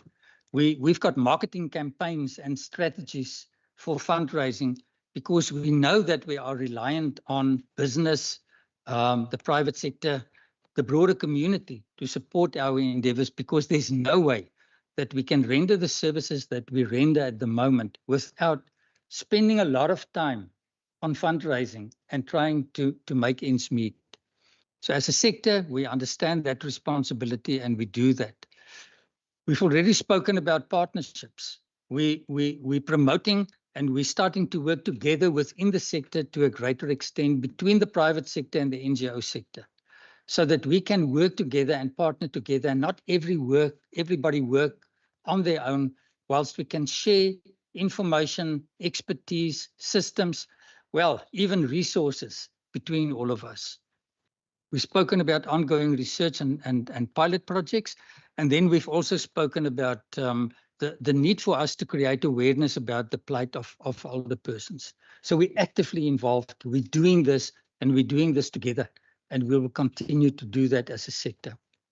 In addition to us taking responsibility, the fourth reality is the responsibility that's vested with government. And when I refer to government, I'm not only talking about the Department of Social Development. The Department of Social Development is the custodian of the Act, but there are many other role players, as we've indicated, the Department of Health, Transport, local government, infrastructure, and so forth, that must play their role as well, as required within legislation. So we appreciate the role that government must play in terms of registration and ensuring compliance, making sure that services to the aged are rendered as it should be done. And we know it's sometimes frustrating for the department and for the sector, because we still need to comply to these national norms and standards that are really unattainable. We also believe that the Provincial Department for Social Development must have a provincial strategy for older persons that will indicate the role players, the coverage, the gaps, the direction, strategic direction in terms of where we need to go over the next 5, 10, 15, 20 years, so that everybody will align to that journey that must take place, and that funding should be linked to that as part of the way forward. We also have through the department, the older persons reference group, and we've recommended to the department that we would want to use the vehicle of the department, but not only on a provincial level, for that to be decentralized to a regional level as well, so that in the Karoo area or the Overberg area, wherever, all the NGO role players and the private sector role players can get together on a regular basis so that we can share what we're doing, identify gaps, and work with each other and the department in dealing with that. And that's part of our 5th priority area, to bring partnerships and to make it work so that the aged can benefit from that. We will continue. We believe that and we value the ongoing consultations with the department. And then obviously the last one must be the financial support from the department. So if I can maybe just move on, and I'm just going to skip these 2 slides for now. If we look at the subsidies, and I'm not going to go through all of this, and you will see that this is the situation before 25-26. For literally 6 years, we did not receive any increases. Now, if you just look at inflation over this period, if you look at the official inflation as published, then the inflation cumulative over the period would be 26%. So the subsidy that we got at the end of last financial year was literally 26% less. But then you need to take into account at a residential facility that their inflation is much more than the average country inflation, because we sit with salaries and minimum wage requirements that must be implemented, and that's way above inflation. We sit with the reality of fuel. Oh, okay. We sit with fuel inflation, electricity, and we sit with food inflation. So it's way beyond 26%. So in terms of this picture, the reality was that the service centers for the aged, and we know the department had very difficult decisions to take, but the reality was that the community-based services, where we need to go, that unfortunately had to be cut, and we've basically saw during the last couple of years that the amount that we received from government was reduced by about 50%. So the number of people got capped at not more than 100 per service center. And whilst we have different categories of service centers, A, B, and C, with different funding levels, everybody got funded on category A. So that was a major blow in terms of the shift that we need to make to communities where the bulk of the beneficiaries are, and it just made it impossible for us to even maintain existing services to the aged at these service centers. But I want to also acknowledge, as I've indicated earlier, the increase in subsidies for the new financial year. And what I did there is just to provide you with an indication of the increases that we've received. The letters actually went out last week, and it's still going out as we sit here today to the different NGOs. And what we basically saw was, for your residential facilities, an increase for the category 3 beneficiary, people that requires full-time care, 24-hour care, a substantial increase of 13%, and we are extremely grateful for that. The category 2 residents received a 3% increase. We're also grateful for that. If you look at the service centers, there was an increase in 6% for the subsidies for service centers, and the once a year amount that they receive for the development of services was 15,000, and that increased to 20,000 per annum. And then for your independent living and your assisted living services, there was an increase in 6% as well. So thank you to the Minister. Thank you to the department. It's really appreciated. It makes a huge difference already. It just gives us a moment to step back and say, at least we're able to continue with services in many instances, and just took a bit of pressure away. But as I would be unfair towards the Alliance and myself if I would say that it should stop here. So, Minister, I know there's a lot of pressure from all sectors. So it's really appreciated, but remember that 26% or 36% gap that developed over a 6-year period. But it's really, really appreciated, and we applaud you for that.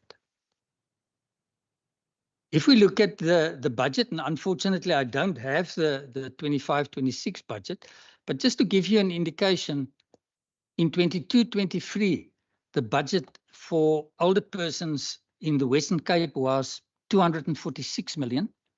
In 23-24, it increased to 251 million. And then in the previous financial year, it dropped to 217 million. Now that's a substantial drop, taking into account inflation. I suppose this 217 now increased to about 230 or 235 million. I'm not too sure. I'm sure the department will be able to provide us with that information. Just to give you a quick sense. This thing is a bit slow now. I'm trying to navigate forward. Okay, there we go. There we go. Okay. Just want you to have a look at the bottom, the blue part. Those, I would say 15 or 20 years ago, those are the sub-economic residents in facilities. So 20 years ago, 60% of the beds in residential facilities were utilized for SASSA beneficiaries.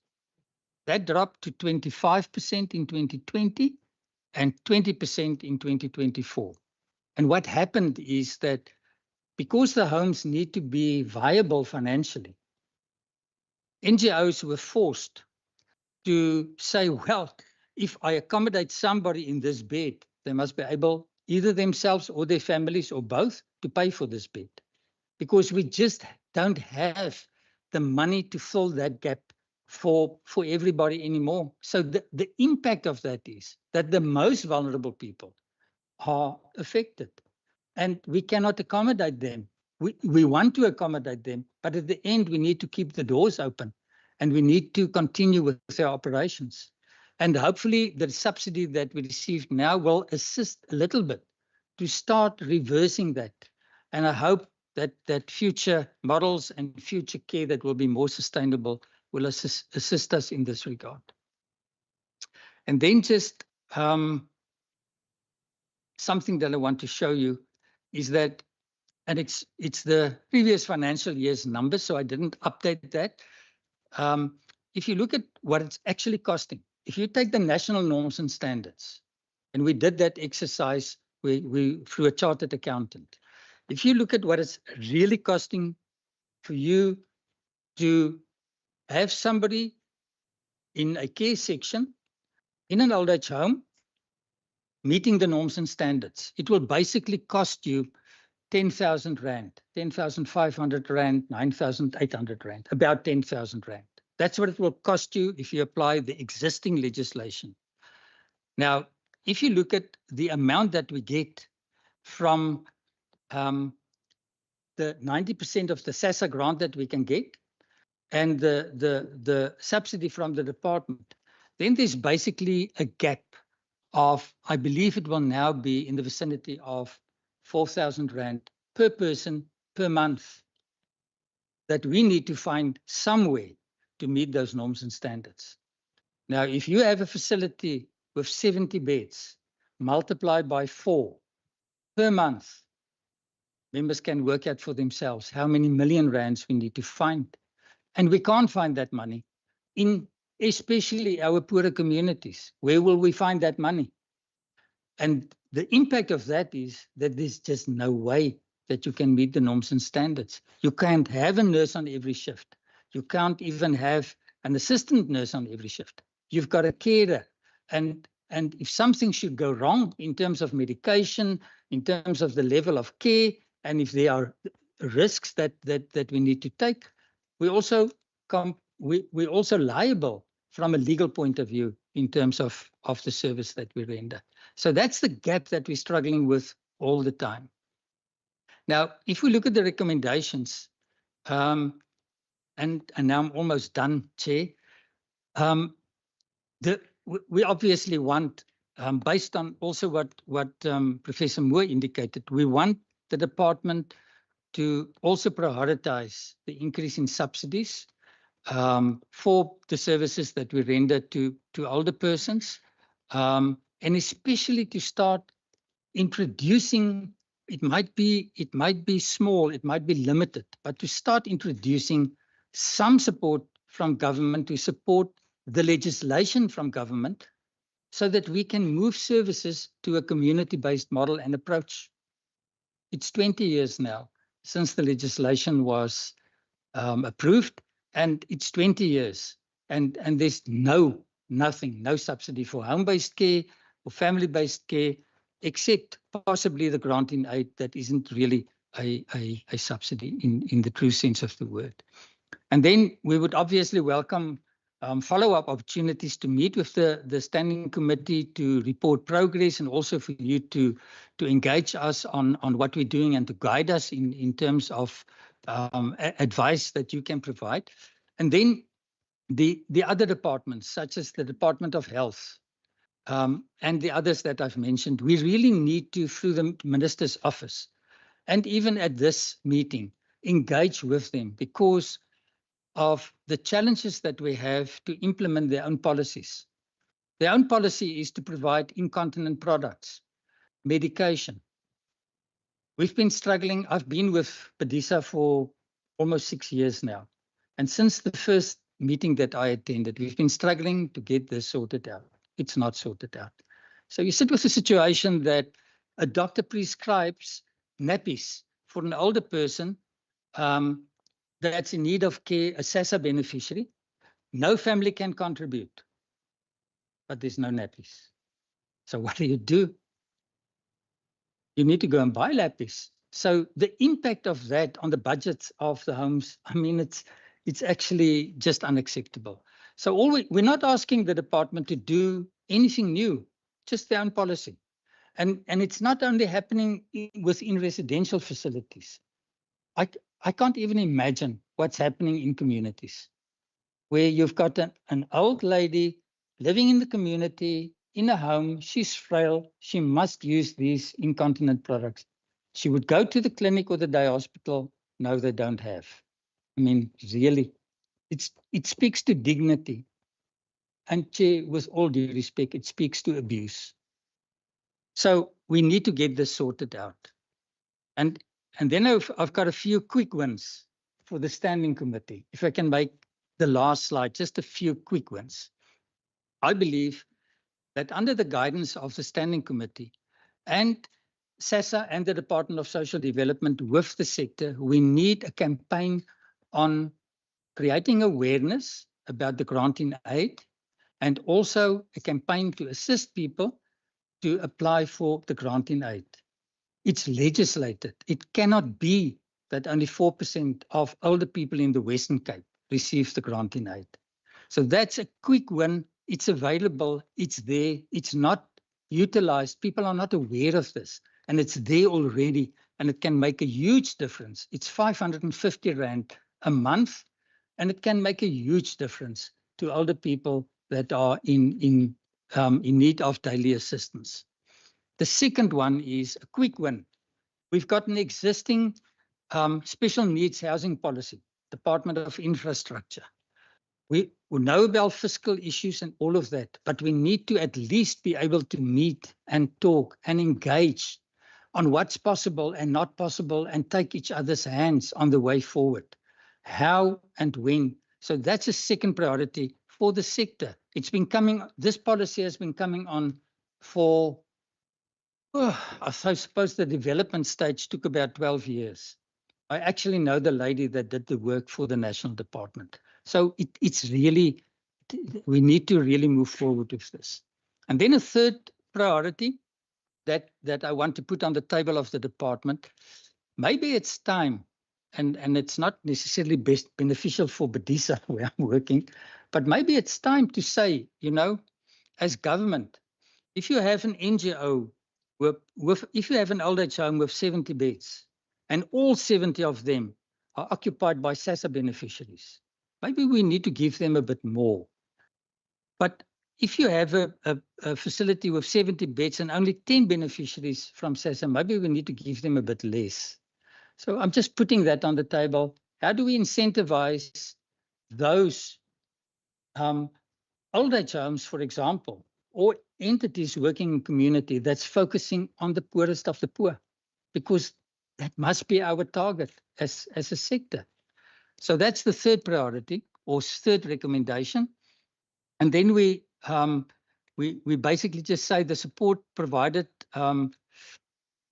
the older person's reference group from the department. We really need the department to roll this, I hope, approved new mandate, new terms of reference out, so that we don't only have one reference group in Cape Town, but decentralized groups so that we can bring the sector together, NGO, private sector, even corporate sector, so that we can sit together on a local level. Of course, we can't do it on a regional level. We must look differently at how we develop partnerships. So, Chair, that's basically the presentation from our side. Thanks so much. I know we're going to get into an engagement opportunity now, but again, just thank you so much for the opportunity for us to present our case. And we're not expecting miracles, but we do expect small miracles, not big ones, but small ones. And we really value the support from Standing Committee as we continue on this journey. Thank you very much. Thank you very much. We don't normally entertain hand clapping, but I think it is appropriate in this instance. I don't think that us as a committee anticipated the extent of detail and input once we've scheduled this session. And I really wish to say thank you to each and every one of you that presented this morning and each and every one of you that are present this morning. I mean, this presentation contains a lot of information that we were not aware of. And I'm sure I can speak for committee members when I say I'm so excited in terms of what these possibilities are within your strategy. And you not only came with challenges this morning, you came with possible solutions. And I think it's fully up to how the different spheres and components of this alliance are going to work together to make sure that elders in this province are indeed living a dignified life and are taken well care of. So thank you so much for all that you are doing. Minister, are you going to make a remark now or wish to give input at this point, or are you going to leave your address for after the questions? Chairperson, I'm in your hands. If the committee members are going to ask questions, then I'm happy that they pose their questions and then we respond to everything together. But we're in your hands. This is your house today. Thank you very much, Minister. And may I ask at this point from the department side, any input from your side now at this stage? Not? Thank you very much. Honourable members, perhaps just before we proceed, Member Kamfer, I became aware also that you have got a bereavement in your family as well. Please do accept our extend our sincere condolences also to you and to your family with the passing of your loved one, and all the best in the days to come. You are in our thoughts and our prayers. All the best, member. And thank you for being here this morning. Honourable members, our normal procedure will apply. If you do have a question, please pose your question, but please raise your hand so that we can note you. If you have a comment to make, and I look at the time now, I did not want to rush the presentation because it was important that we get a proper understanding of what we are dealing with. But I am going to caution members, please, not a long introduction, brief introduction, get to your question. After your question is answered, I will allow also time for a follow-up question. And of course, another session is absolutely possible, especially given the other departments that was mentioned. Perhaps we explore during our recommendations and resolutions that we have a joint session with those departments that was mentioned. For now, members, by the raise of hands, please indicate who would like to pose a question, please. I see members Van Wyk, member Barnes, member Kamfer, and member Stevens in that order. Thanks, Chair. I'm a little bit scared almost to put my hand up. To me, it's more of a comment because the question that I have is, how do we take this further? And, you know, given the severe financial constraints that we sit with at a national level and obviously then cascades down to provincial level. And clearly what we can see in what's been presented here is a reflection of, in effect, the disaster that we have on the worsening financial situation within the country. And this is the effect of the massive national debt that this country is bearing and the extent to which that has escalated over the last number of years. But having said that, clearly we've got to find solutions. And I suppose the question I ask, how does one set in motion that type of discussion that would need to take place?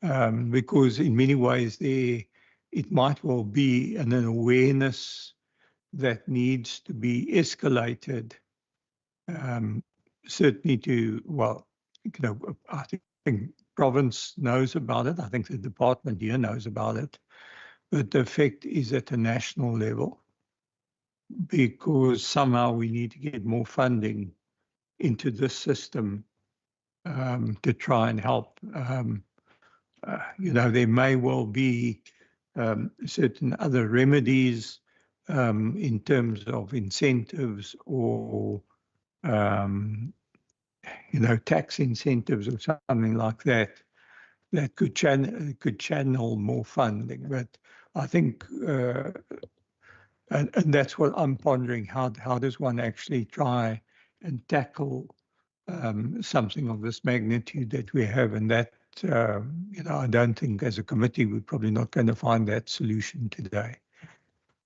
Thank you, Member Van Wyk. Member Barnes. Thank you, Chair. Chair, I'm not sure if you're gonna allow me. Member Van Vogel sent me now a question to ask on her behalf. She was at the meeting, but she had an accident now. She's being towed with a truck, so she says she can't log in. If I can just ask this one question, she forwarded it now. I'm so sorry to hear. We send our regards to Member. Will do so. Chief Whip, can you please ask? I wish to thank the Alliance for bringing these matters to the House, and I wish to invite them to attend the sitting of Thursday where we will be debating challenges facing old age homes in the province. My only question at the moment is whether all old age homes in the province are part of the Alliance. If not, what work is being done to bring on board other old age homes? That's the question of Member Van Vogel. Can I proceed with mine? Thank you very much, Member Barnes. I am gonna move over to Member Kamfer and then Member Stevens, and the next round I will come back to you. Thank you, Chair. Colleagues, Chair, mine is very short. I think I'm covered by the first question of Member Van Vogel. Is all of them part of the alliance in the House? Is it all the Western Cape or is part of the alliance? That was my first question. My second is, Chair, we welcome the presentation of the alliance partner. Chair, is not a question, but it's a comment, more a comment, Chair. We are very happy, Chair. I think the alliance is not here for complaint, but it is here with a solution. And I think our older person in the Western Cape need more respect, and I think that is the direction what the alliance will give us direction. So we is the department and the MEC and the whole committee will ensure and see how can I assist to give better service to our people. Thank you, Chair. Thank you, Member Kamfer. Member Stevens. Thank you, Chair. And I also want to thank the Alliance for being there for the old people, because they really do need people to look after them. And I think that's why you guys are there, to look after elderly. And then I just want to ask one question. Seeing that the funding is being cut and the costs are really going up, I just want to ask from the department, is there a long-term sustainable funding plan from the department to help them to stay open and continue to looking after all the people? Thank you, Chair. Thank you very much, Member Stevens. Perhaps I would want to direct my first question.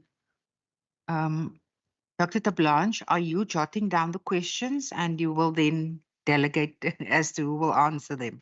But I think my first one is actually based on a comment that Dr. Struble made in terms of the services rendered in the Western Cape. In your view, I would like to know in terms of the systemic uphold of the system in the Western Cape. If you can perhaps elaborate on that, what is your view on that? As well as, I'm not sure whether this is also directed to you or you will relay this one in terms of abuse in care facilities in the Western Cape. If we can perhaps just have a picture. Does that lead to, or does that give you an indication that there is a systemic failure in the entire system in the Western Cape? If you can perhaps just give us an indication thereof. Yes, let me just stick with that question for now and also adhere to the discipline that I require from other members, and then we will get back to a second round. Thank you.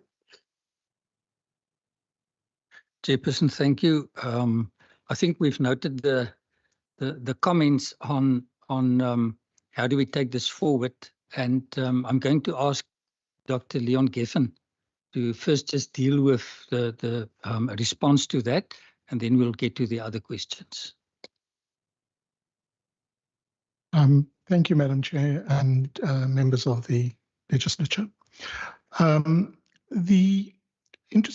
think the big issue is always coming down to funding. So before I get onto the funding, what I do want to address is the question of how we take it forward. And I'm a researcher, I do a little bit of clinical work, so I work a little bit on the ground. But what we've got over here is an amazing intersectoral discipline or group of people who are working at the coalface, people who are doing research, people from all sectors, whether it's in the private sector providing services to the very high income and high net worth individuals, people who are providing to those who are really barely able to afford to fund their food for the month. So what you're seeing is a group of people who've come together because we have a single interest, and that is in providing care to older persons. And very much mission driven. No one over here is here because they're thinking they're going to make a lot of money out of it, because no one's going to make money out of the sector. And coming to that issue of the money in the sector, and just to follow on from that, so what I hear from the group and what my engagement with the group has been, and is that we are not coming to government and saying, please find a solution for us. We're saying, we think we know that we can find solutions. What we need from government is support. We want your buy-in. Allow us to develop the models, the programs, work collaboratively with us. We're not saying foist something upon us, because I think within this group, first of all, they're touching tens of thousands of lives in the province. Secondly, they've got an enormous capacity and skill base that they've got.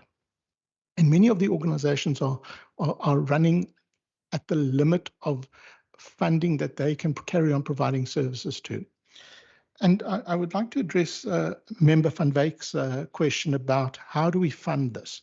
And I think we are very different in terms of being a low and middle income country, a middle income country compared to the global north or OECD countries. But if we just think about in Europe, the term the silver economy, and I'm not a great fan of the term, but that's the term that's used. It's people over the age of 50 who are spending on goods and services. And currently this year, it's estimated to be in the order of 6.7 trillion euros in terms of goods and services being spent. They are providing employment to over 88 million people in the European Union. And it takes up 32% of the GDP.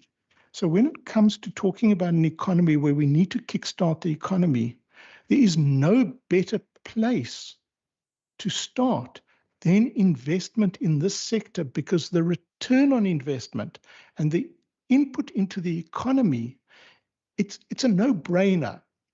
It's simple, it's easy. There's a plethora of people who are in the workforce who can be trained and skilled. There are people who are coming out of schools who are not finding jobs. We've got, I don't know, a 45% youth unemployment in this country. There's no better sector to be employed in. We talk about AI and large language models.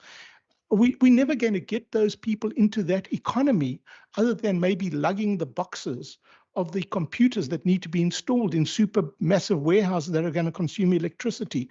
So I ask this parliament and this sitting, where are we going to invest in if we've got an opportunity to invest to grow the economy in this country?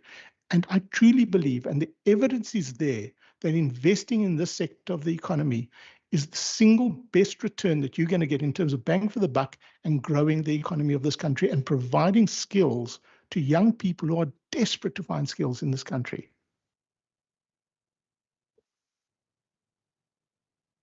Thank you.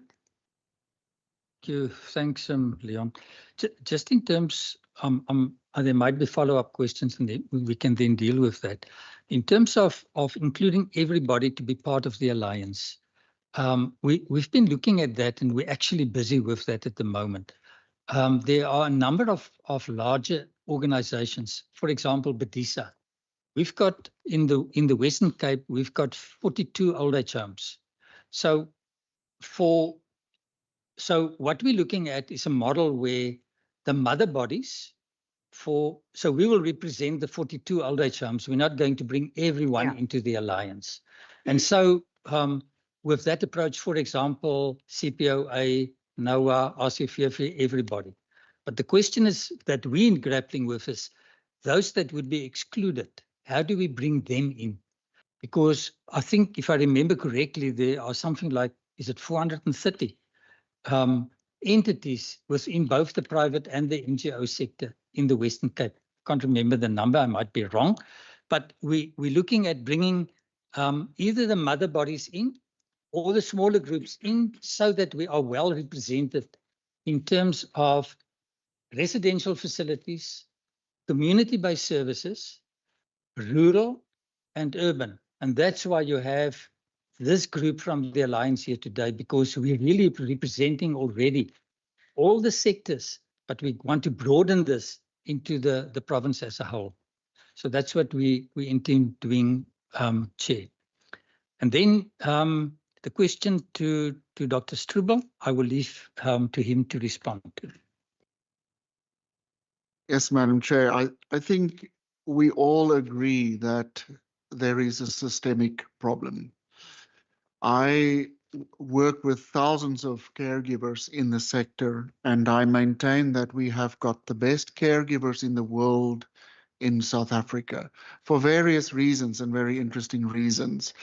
The caregivers in the sector you know, once they've been there for a while, see their work as a calling, not a job. In fact, they can earn more money waving a red flag at roadworks than they do in a care home. Well, yeah.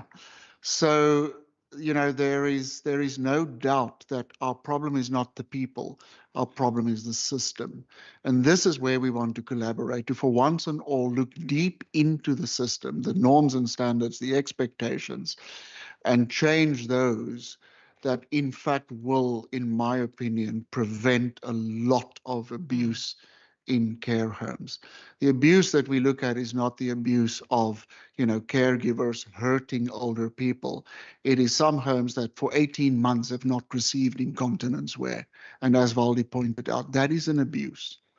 And not receiving medication, or, you know, state medication not being available. So yes, it is a systemic problem. We should stop looking and screaming abuse on carte blanche and look at our system and how we can change that through organizational transformation with the department.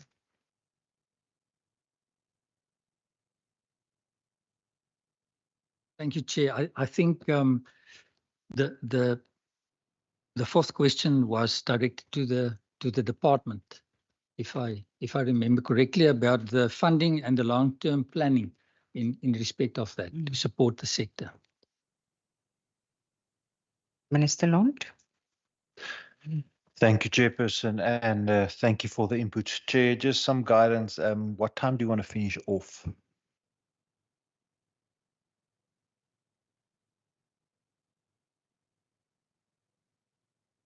Let me just determine. Member van Wyk, I'm looking at you. We start education at 1 o'clock. Sure. I think the latest we can go is 12:30. That will help. Thank you. So, thank you, Chairperson.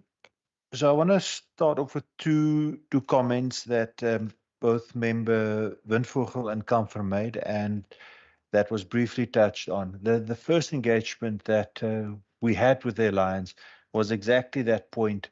Are you represented across the entire Western Cape? And I must say, credit to the Alliance. I mean, it is an enormous improvement. And like I said, it is further that we need to ensure that we represent everybody. And I'll get back to that at the end, because in some instances, there's a problem in one of the Badiso or RCCF facilities.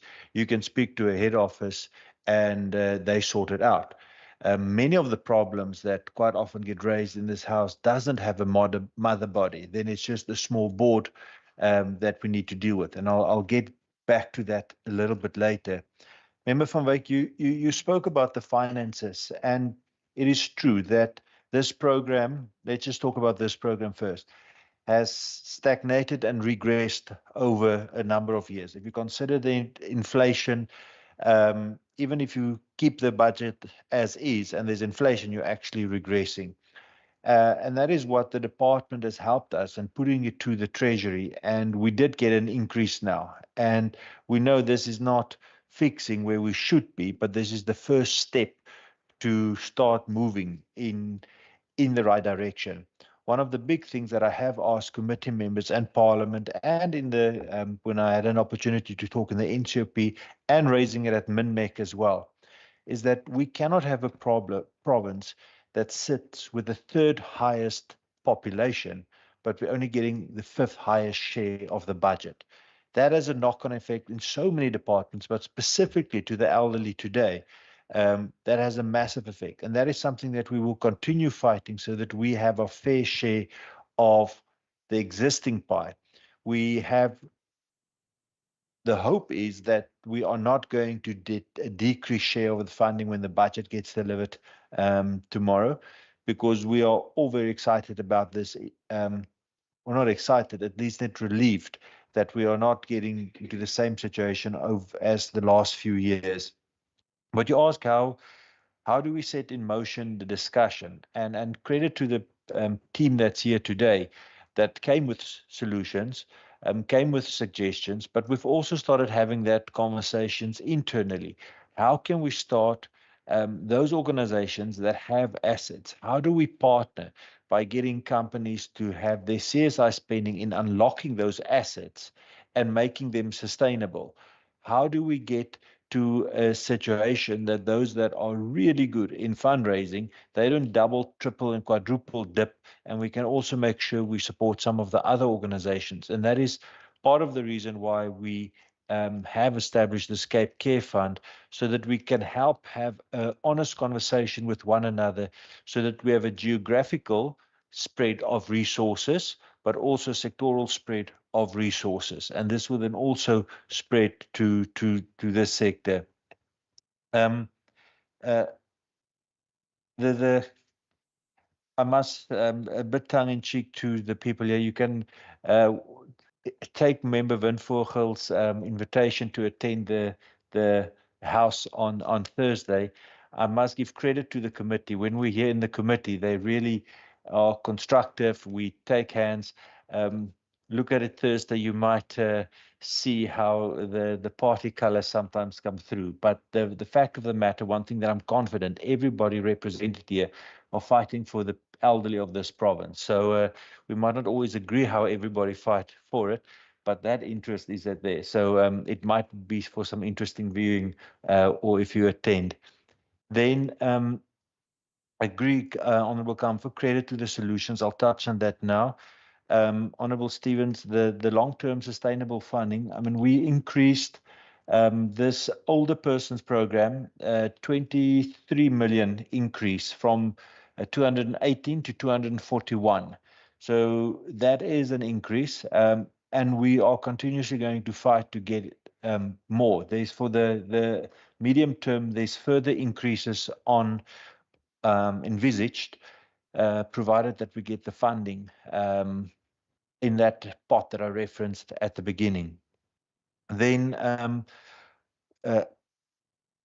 the comment that Mr. Strubel made about the systemic problems, I mean, yes, there's definitely some areas that needs to be concerned about, but I don't think it's a completely fair comment saying that there's a failure in the system, because we make sure that where we have agreements, we pay on time. Where we have problems, we first try and address that. So we don't, when we sign an agreement with an organization, just leave them in the lurch and they cannot fund. We're not a department that do not spend our funding and our money, and you have to give it back to a national level. So I assume you're not referring to that, and you're referring to the overall system. And there I agree with you that we need to take hands with the different departments, with yourself, with the private institutions, to see how we can fix things and improve things. And to the credit of my colleagues in the sister departments, Minister Simmers has already come on board and has given the commitment from the Department of Infrastructure to walk a journey with Department of Social Development. We've already had engagements with Minister Wenger so that we can see where there's gaps in the system, we can fill it. Because if you do visit a facility and you hear that elderly person only has 2 nappies for a day, that is not acceptable. And we need to find a way of making sure that that dignity is protected and look after the individuals. You also correctly point out the problem that we need to see what we can do to do community care. And Chair, I'm going to pass over to the department now for some of their comments. But it is incredibly expensive caring for elderly in facilities. Your cost goes down exponentially if you can make sure that there's a level of care in the communities that still protects the dignity of the elderly. The suggestion of the grant in aid and running a proper campaign, that is something that I think we can take hands with. I just double checked. Our next meeting with SASSA is on the 31st of May, where we will have that conversation with them. Chairperson, we can come back to you and the committee, and that is something that we can take hands across party political lines, across government and see what we can do to at least alleviate some of the pressure on those caring for our elderly in the province. So we move from that 4% and we see, let's see how close we can get to the 12% that's currently in the Northern Cape. Then just lastly, some of your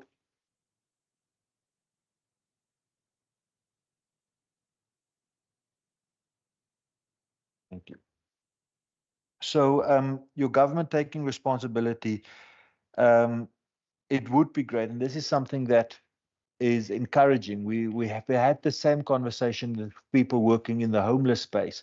It's very difficult working with isolated individuals or isolated groupings. So what you have already done is take a huge step forward in partnering with government to ensure that we speed up when there's consultation, we speed up when there is possible solutions on the table. So thank you for that. And I will also ask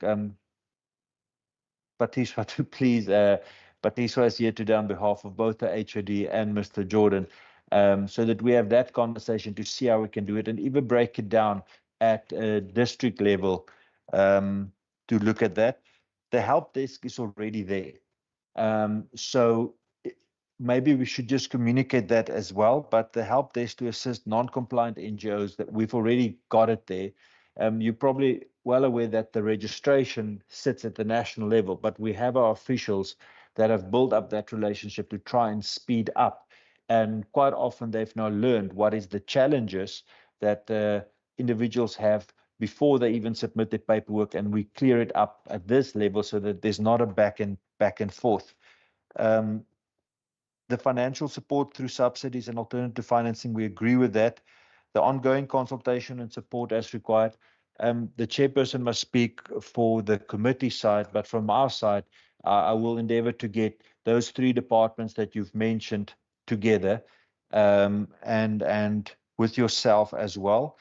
And then the rest of the recommendations, we will take it forward. But Chair, in order to allow you just another opportunity, if there's questions, I'm just going to hand over to Patiswa to make some comments out of the presentations from the department side. And sorry, I just want to check the last slide. Oh, sorry, and local government. I missed local government. I knew there was something in that last comment that I missed. See if we can get those four departments together. Just before I hand over to the department, and then I said I'll get back to the individual, the smaller groupings. That is something where this alliance might assist us as well. Because quite often when there's the standalone old age homes, there's a massive contestation on who runs the board. And there's this conflict then of who's the valid board, who's not the valid board. And we do not interfere in the governance of the board. Same way we don't interfere with Badiso or RCFF. We will raise it with you, but we don't interfere with that. But I visited Vermont, and the colleagues were middle last year, they raised it. That place was in shambles, but there's people that stood up, people that have business experience, people that have leadership finance experience, and they've started turning that around. I visited them again last week. There's other organizations like that really need the help and the guidance from experts like yourself. And that is maybe a suggestion to yourself, is that isn't there maybe a help desk or an advisory board that those facilities that struggle. Member Stevens has one that's on a doorstep that you can say, listen, refer them to you to assist, so that we don't cross a line, but we still make sure that what the department is doing from their side to guide and advise, and you from your side who've actually worked in this field day in and day out can assist. That's in short from my side. I'm going to quickly hand over to the department officials. Thank you. Thank you very much, Minister Lund. Ma'am, you may proceed. Thank you. Thank you so much, Chair. And to our Minister for the comments and also paving way forward. Also great appreciation to the Alliance for the constructive work and also possible solutions to the challenges that we're grappling with in the sector. of which Minister has also made a reference to some of the recommendations that have been put forward, of which as the department, we can see ways as to how best to advance some of the recommendations being tabled today. Also, what I just want to appreciate is the approach that is being taken today as to how do we join forces to find workable solutions, not only workable solutions, but sustainable solutions, especially taking into account the fiscal constraints. We cannot run away from that. And also one of the challenges that was mentioned, it was one of residential care being more unaffordable. And it's a reality. And the Alliance has put forward as to sort of rationalizing as to why. And also at the same time, putting a recommendation as to how can the department try to incentivize those who are willing to serve the poorest of the poor, so that they also can benefit to the service when the homes or their families can no longer look or better equipped to look after them.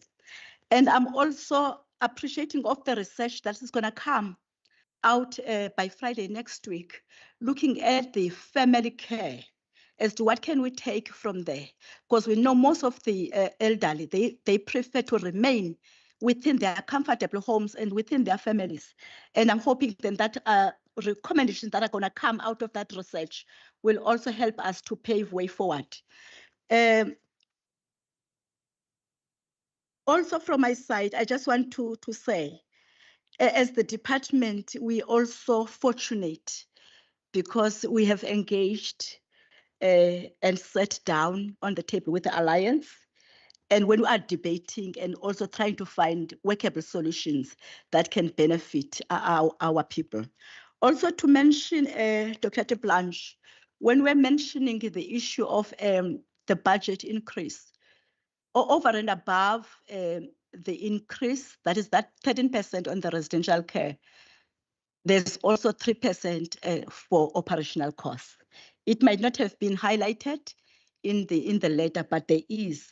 We have not taken away the operational costs, but instead you'll note that it was 4%, but it's 3%, and we're hoping then that budget allows, and as Minister has promised that they will continue advocating and also trying to get as much funds as possible from the Treasury.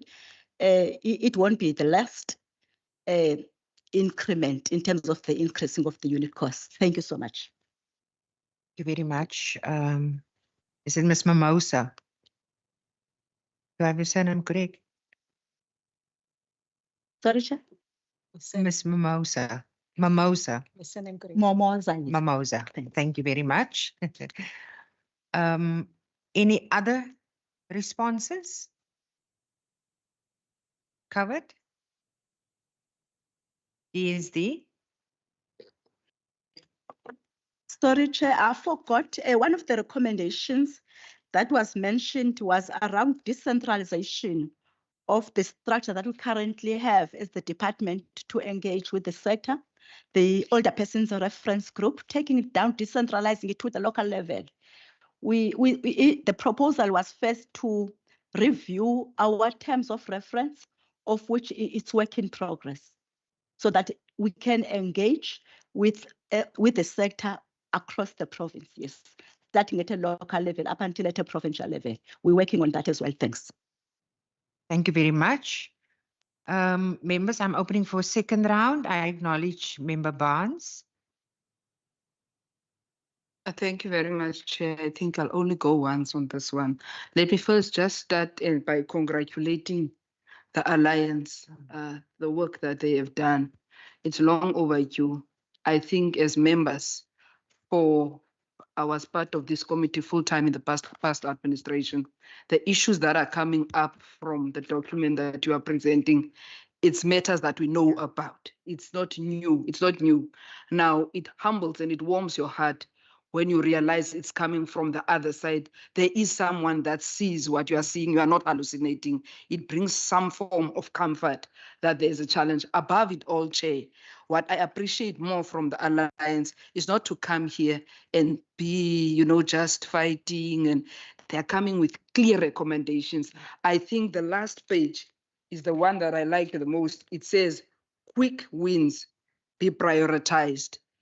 We understand there's a fiscal problem and there's so many challenges, but the reality of the matter, we are dealing with lives here, and it's older citizens, people that cannot talk for themselves, that needs us to make good qualitative decisions for their daily lives. So when you find recommendations like this, it brings that sense of you are not far from the reality. So, Chair, I think while I was on the virtual platform, they were raising also 5 key areas that will be focused. I just forgot the name, but there were 5 priorities lined up.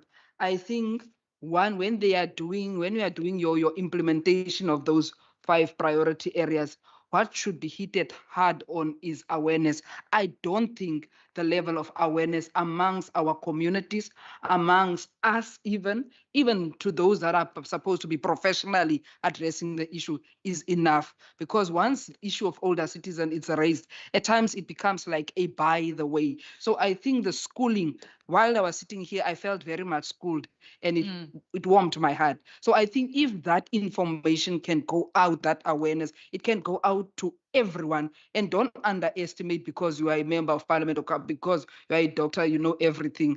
This is a school that has been presented to us. I only got the opportunity to see it when I became a member on my oversights, and passion derived from that. Otherwise, if I was never in the portfolio, it would have been a by the way. So the schooling and how to apply for the grant, there's this grant of 550 grant in aid.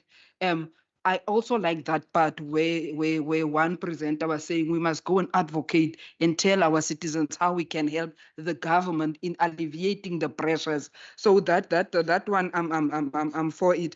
Lastly, Chair, there was also a statement made on norms and standards that were high that cannot be met.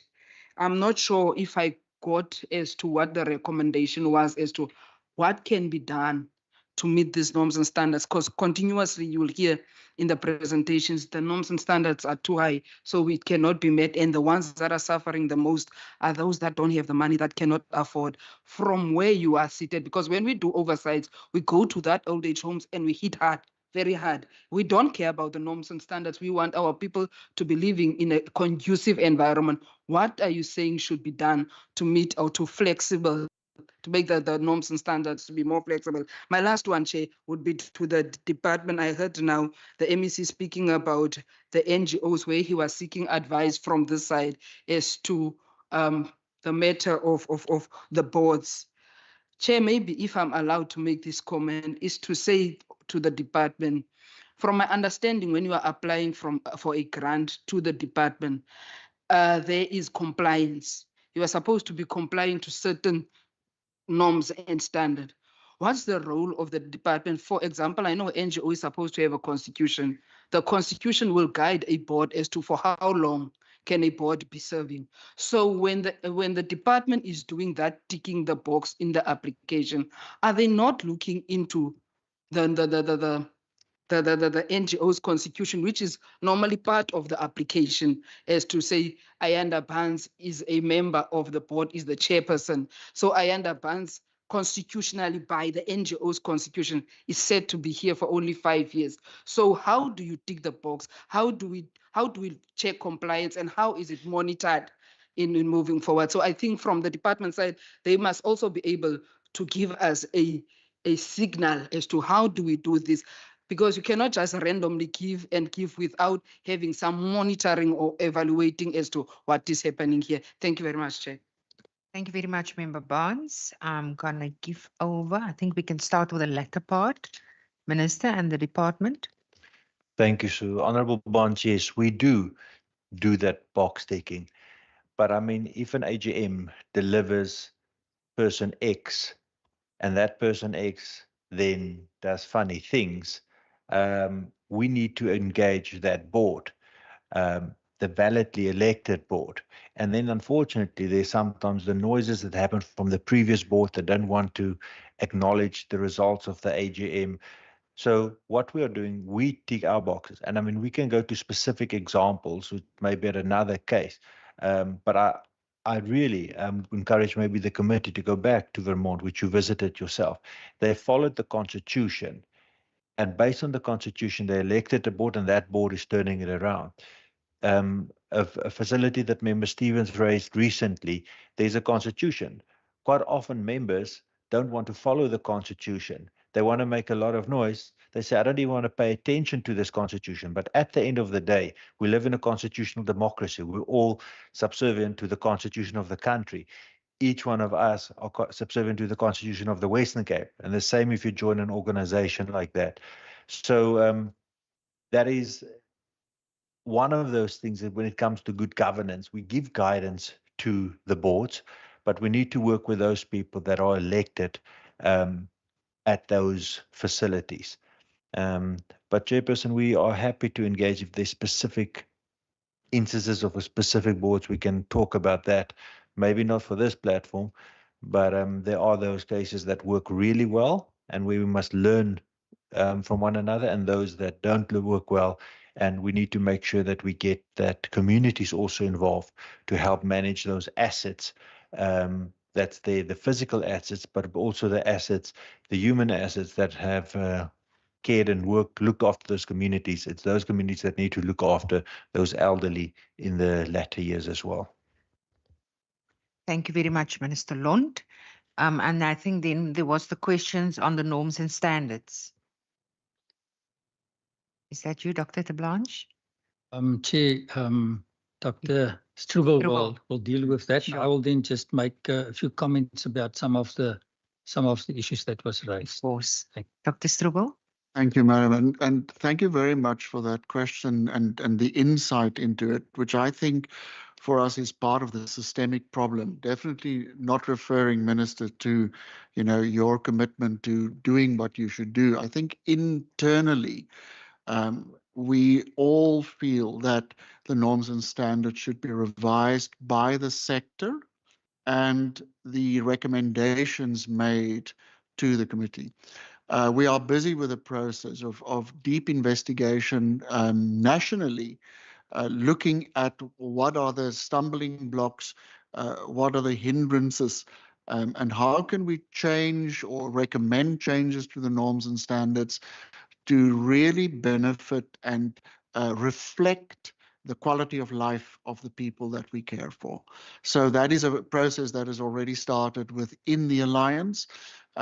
We are busy doing surveys amongst members because, the members, as we pointed out now, and as you see in the Alliance, the scope of membership, the vast differences from community-based care to service centers, where, it's a massive animal.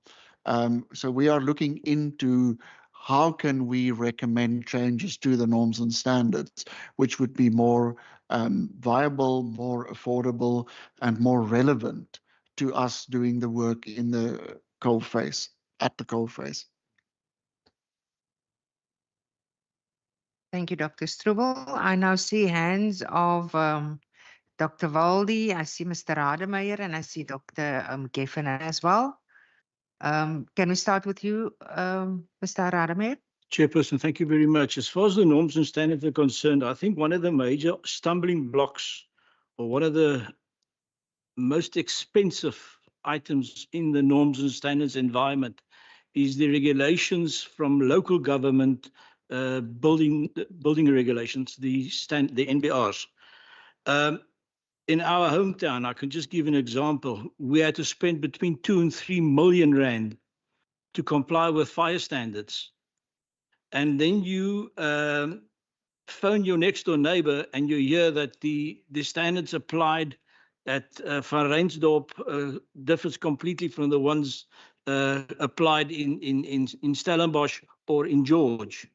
And those are the things that we're battling with. I mean, you cannot enforce an old age home like we have in Wellington, for instance, to spend between 2 and 3 million rand on complying with fire regulations, because you have a fire chief that does not actually fully understand what SANS 10,400 means.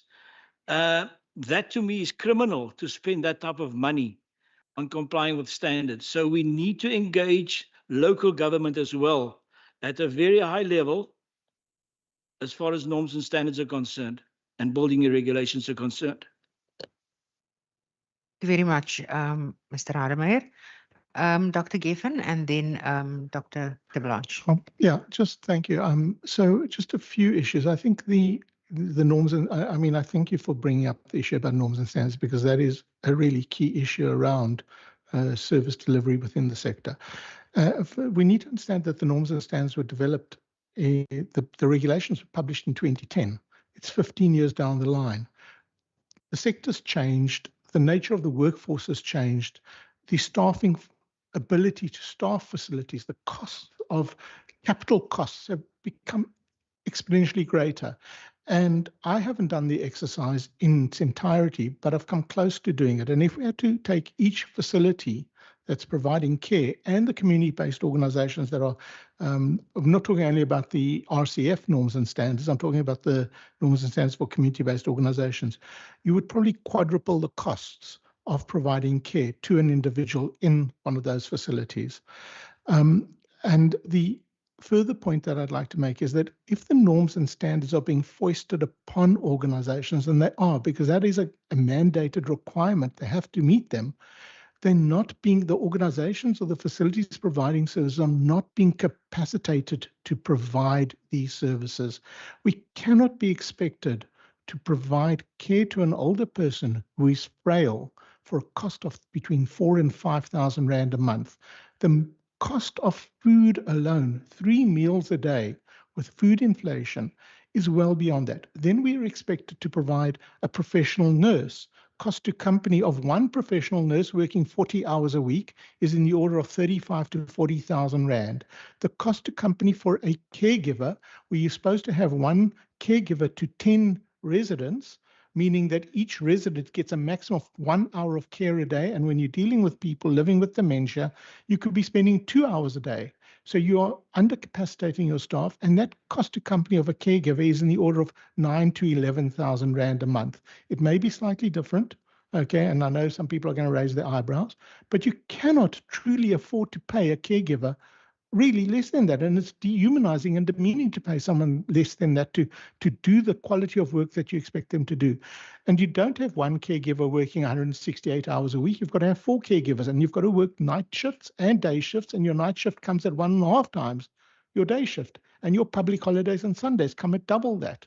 So on 5,000 rand a month, which we're expecting most facilities to provide care to older persons, and if you look at the community-based organizations, have to provide meals, etc., to residents, to their community-based organization, in those community-based organizations, it's unsustainable. I defy anyone in this room to feed themselves on 100 rand a day. Thank you. Very much, Dr. Geffen. Dr. de Blanche. Just 3 quick comments from my side.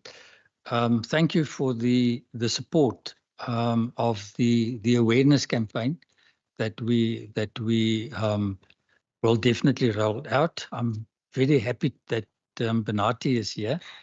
She's the person that's going to drive that for the Alliance. And we're really looking forward to the rollout of that over the next couple of months at least.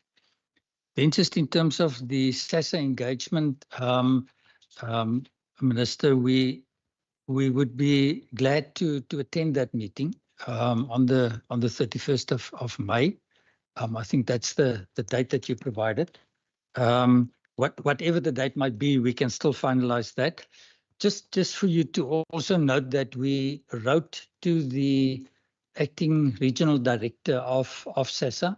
We wrote separately to ask for an engagement on the grant in aid. They've acknowledged the receipt of the memorandum, and I'm awaiting feedback for a meeting date. So if we can join you, it will help a lot for us to get that engagement. And then just the issue around the organizations and the entities without mother bodies. I think it's something that we will take back as an alliance, something that where we need to work closer with the department, so that we can support you in respect of that. I'm aware that you're aware of the fact that we also don't have a footprint everywhere, and that we have some limitations ourselves sometimes to be able to support somebody else whilst we're struggling on our own.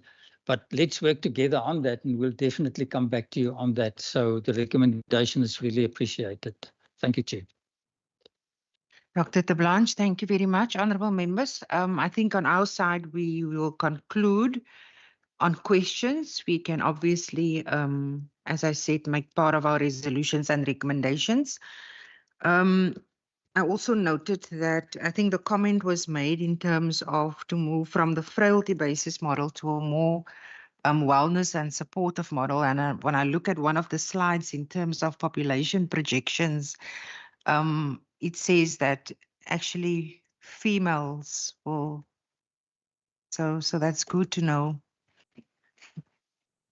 Minister, that we're moving towards that direction for obvious reasons. On a serious note, I think we are really fortunate to have had this presentation this morning, and I'm sure there's going to be a lot of recommendations coming from the members as we engage in that.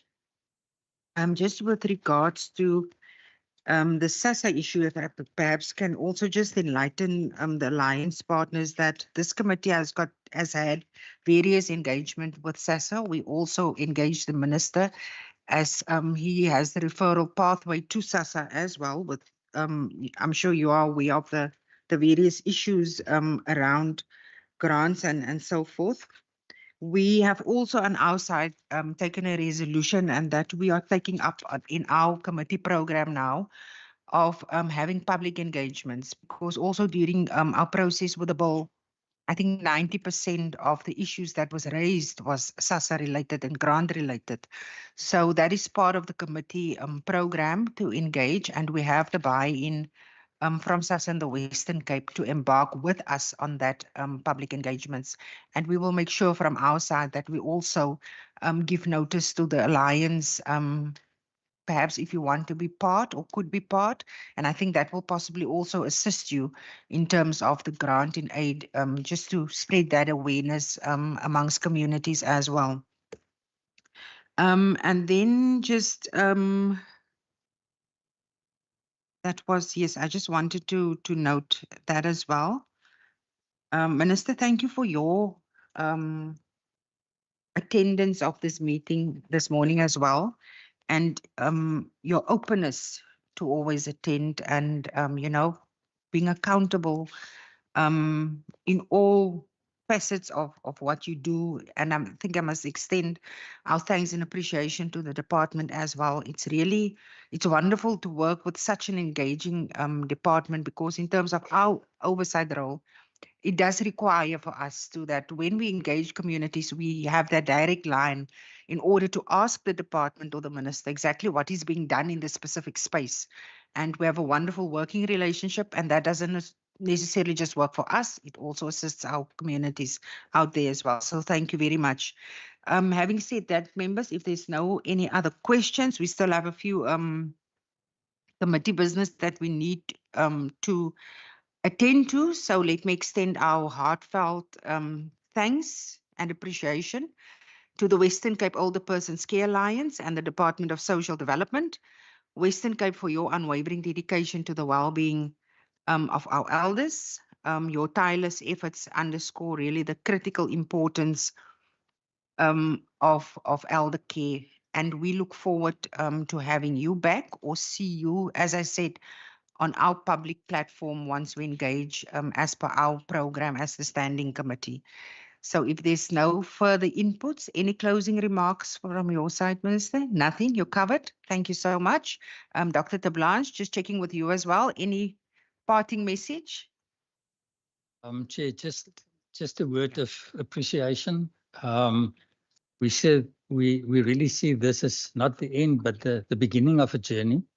So it's much appreciated, and thank you very much. And yes, we will definitely appreciate an opportunity to be part of those engagements in communities. So to all the members, thank you so much. It's really, really appreciated. Thank you. Thank you very much. And then Professor Moore, we do have your contact details. We would just also like to have the report, the new report that will be coming out next week. Chair, I'll gladly send it when it's finalized. Thank you very much. And I wish all of you a safe journey home and a blessed week ahead. Thank you. You may be excused.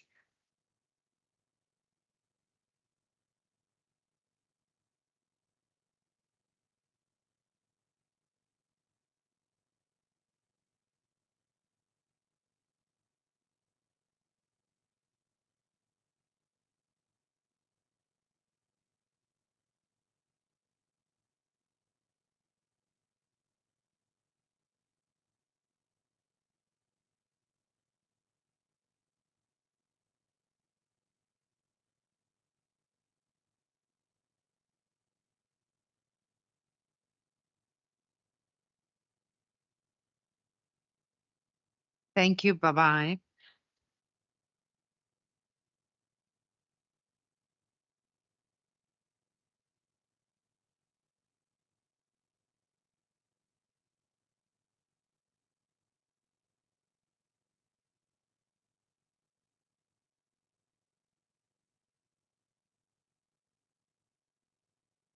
Minutes.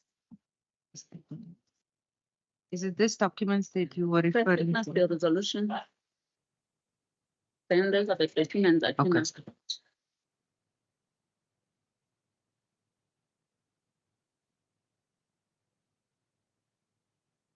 I say you on.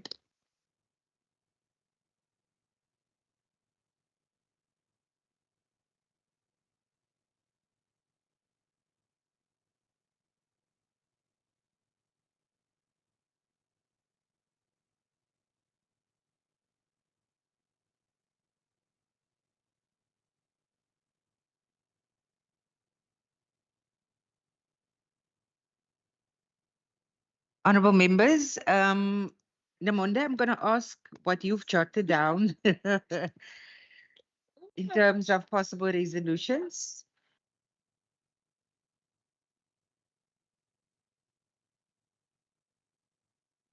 Okay, I think the first one, Chair, is I'm not sure members can say if they want this a joint session with the Department of Health and Wellness, Local Government, Infrastructure, Development, Transport and Public Works to discuss the transversal issues affecting the older person sector in the province. So I'm not sure whether that is what the committee. Yeah, that is basically what was captured, just to pull all the strings together. Okay. Is that in order, members? Member Van Wyk? Yes, look, I think first of all, I think we need to extend our thanks to the work that this alliance has been done, because I think it's very important, or it's certainly very important that they are bringing that whole sector together. Now, there are a number of aspects here in their realities that they mentioned, where I'm just thinking that they can perhaps come, if they give practical examples or practical suggestions on what they were doing. They were talking about, at one stage, about models. What's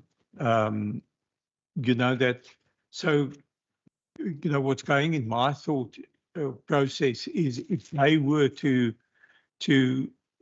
also just reflect on what had taken place here today, and in terms of practical suggestions, for instance, that norms and standards, they've mentioned one or two practical issues there, and they may well have some other ideas that possibly, if they put that on the table, it will help us in terms of that more joint engagement with the other departments.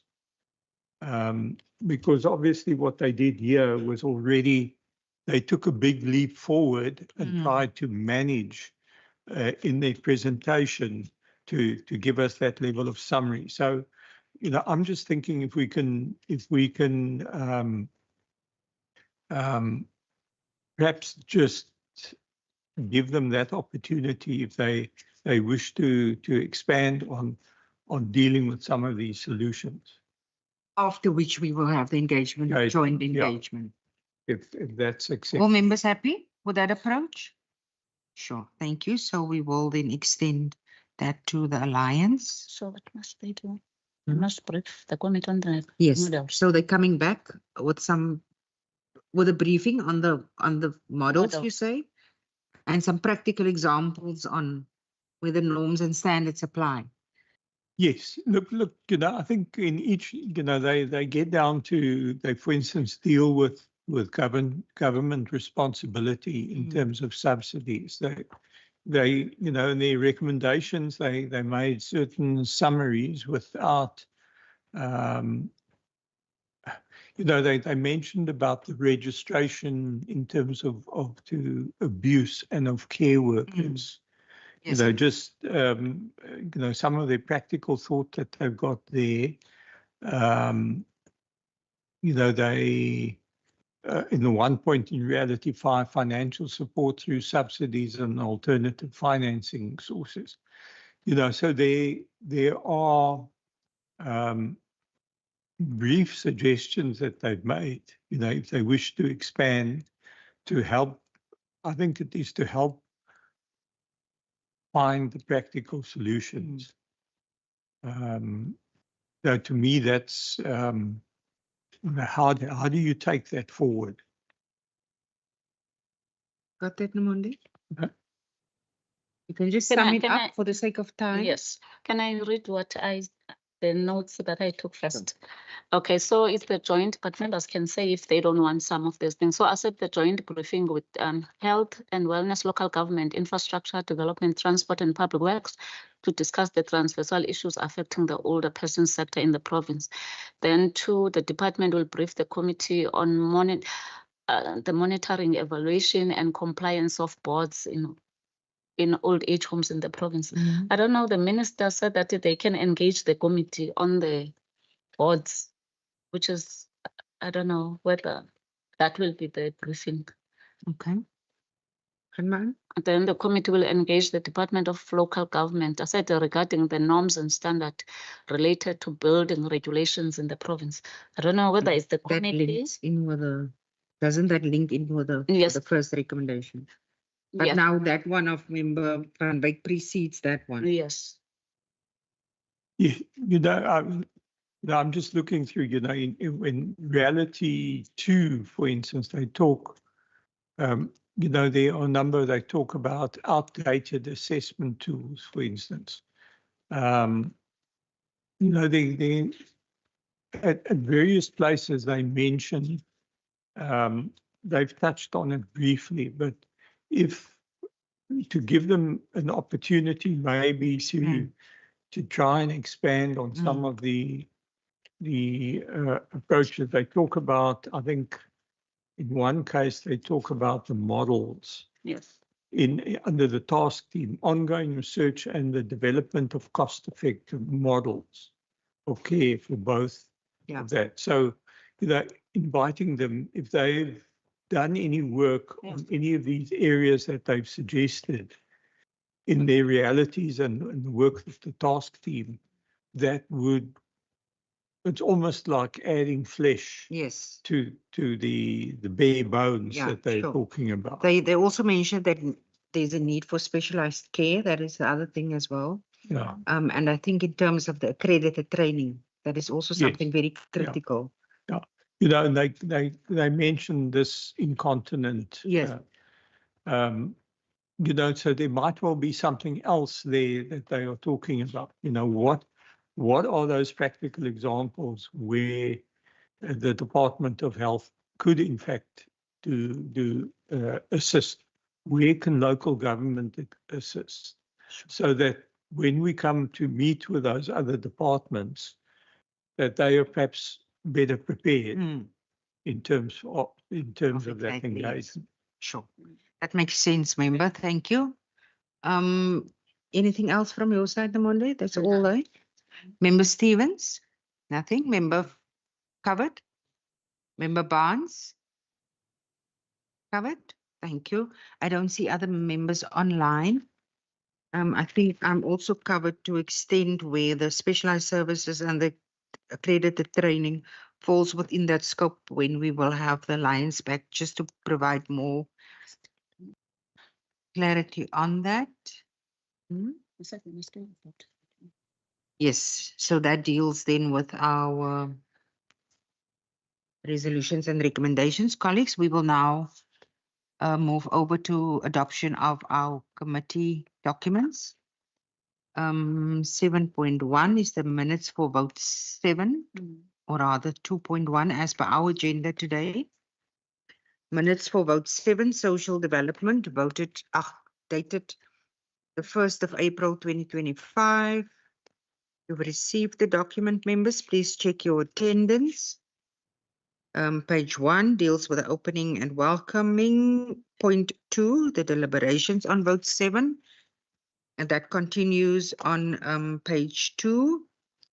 Point 3, we had refers to public input for adoption of the committee report. We noted and recorded the minority view, and there was a further request for information as per point 4. Members, are there any amendments from your side? I'll propose. There's a proposal. Member Stevens. Second, thank you very much. The minutes for Tuesday, the 1st of April 2025 are then duly adopted and recorded as such. Then, members, we move to the committee report for the visit to the Horizon Child and Youth Care Centre on Tuesday, the 6th of May. Page 1, please to check your attendance as well as the introduction. Page 2, introduction continues. There's the overview. Key findings on page 3. Success on page 4. Challenges, page 5. Excuse me, point 5. Page 4, point 6. The resolutions. And point 8, acknowledgements. Any amendments from your side, members? Member Van Wyk? None. Propose adoption. Propose adoption of the report. Member Stevens? Second, the chair. Thank you very much. Our report for the visit to the Horizon Child and Youth Care Centre, the 6th of May, are then duly adopted and recorded. Honourable members, then we move to our annual committee activity report for the 2024-2025 financial year.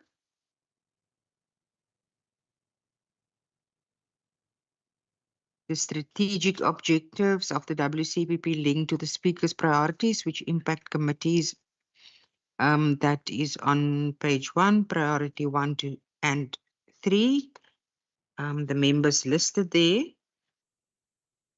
Please have a look. I'm sure you did at page 2. Page 3.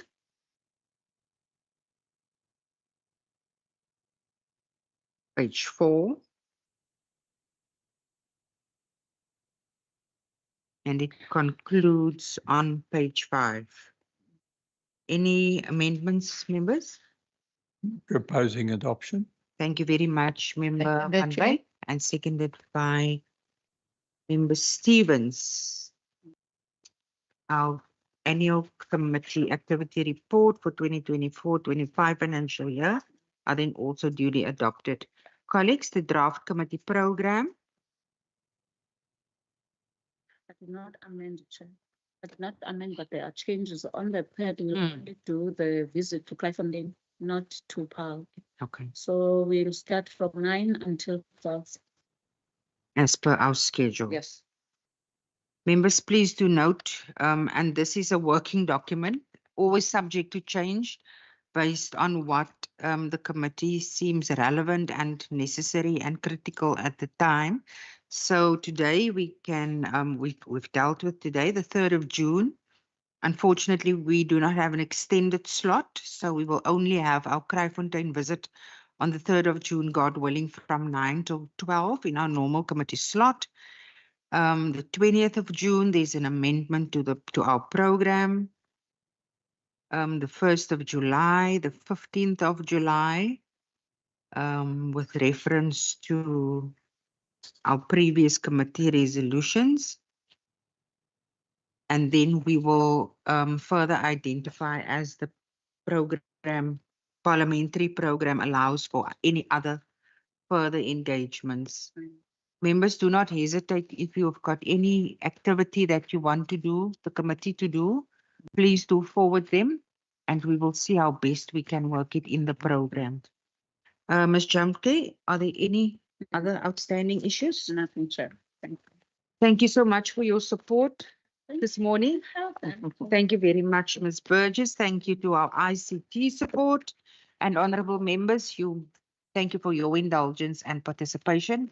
I wish you all the best for the remainder of the week and have a blessed day. Please travel safe. All the best to you as well, Member Kamfer.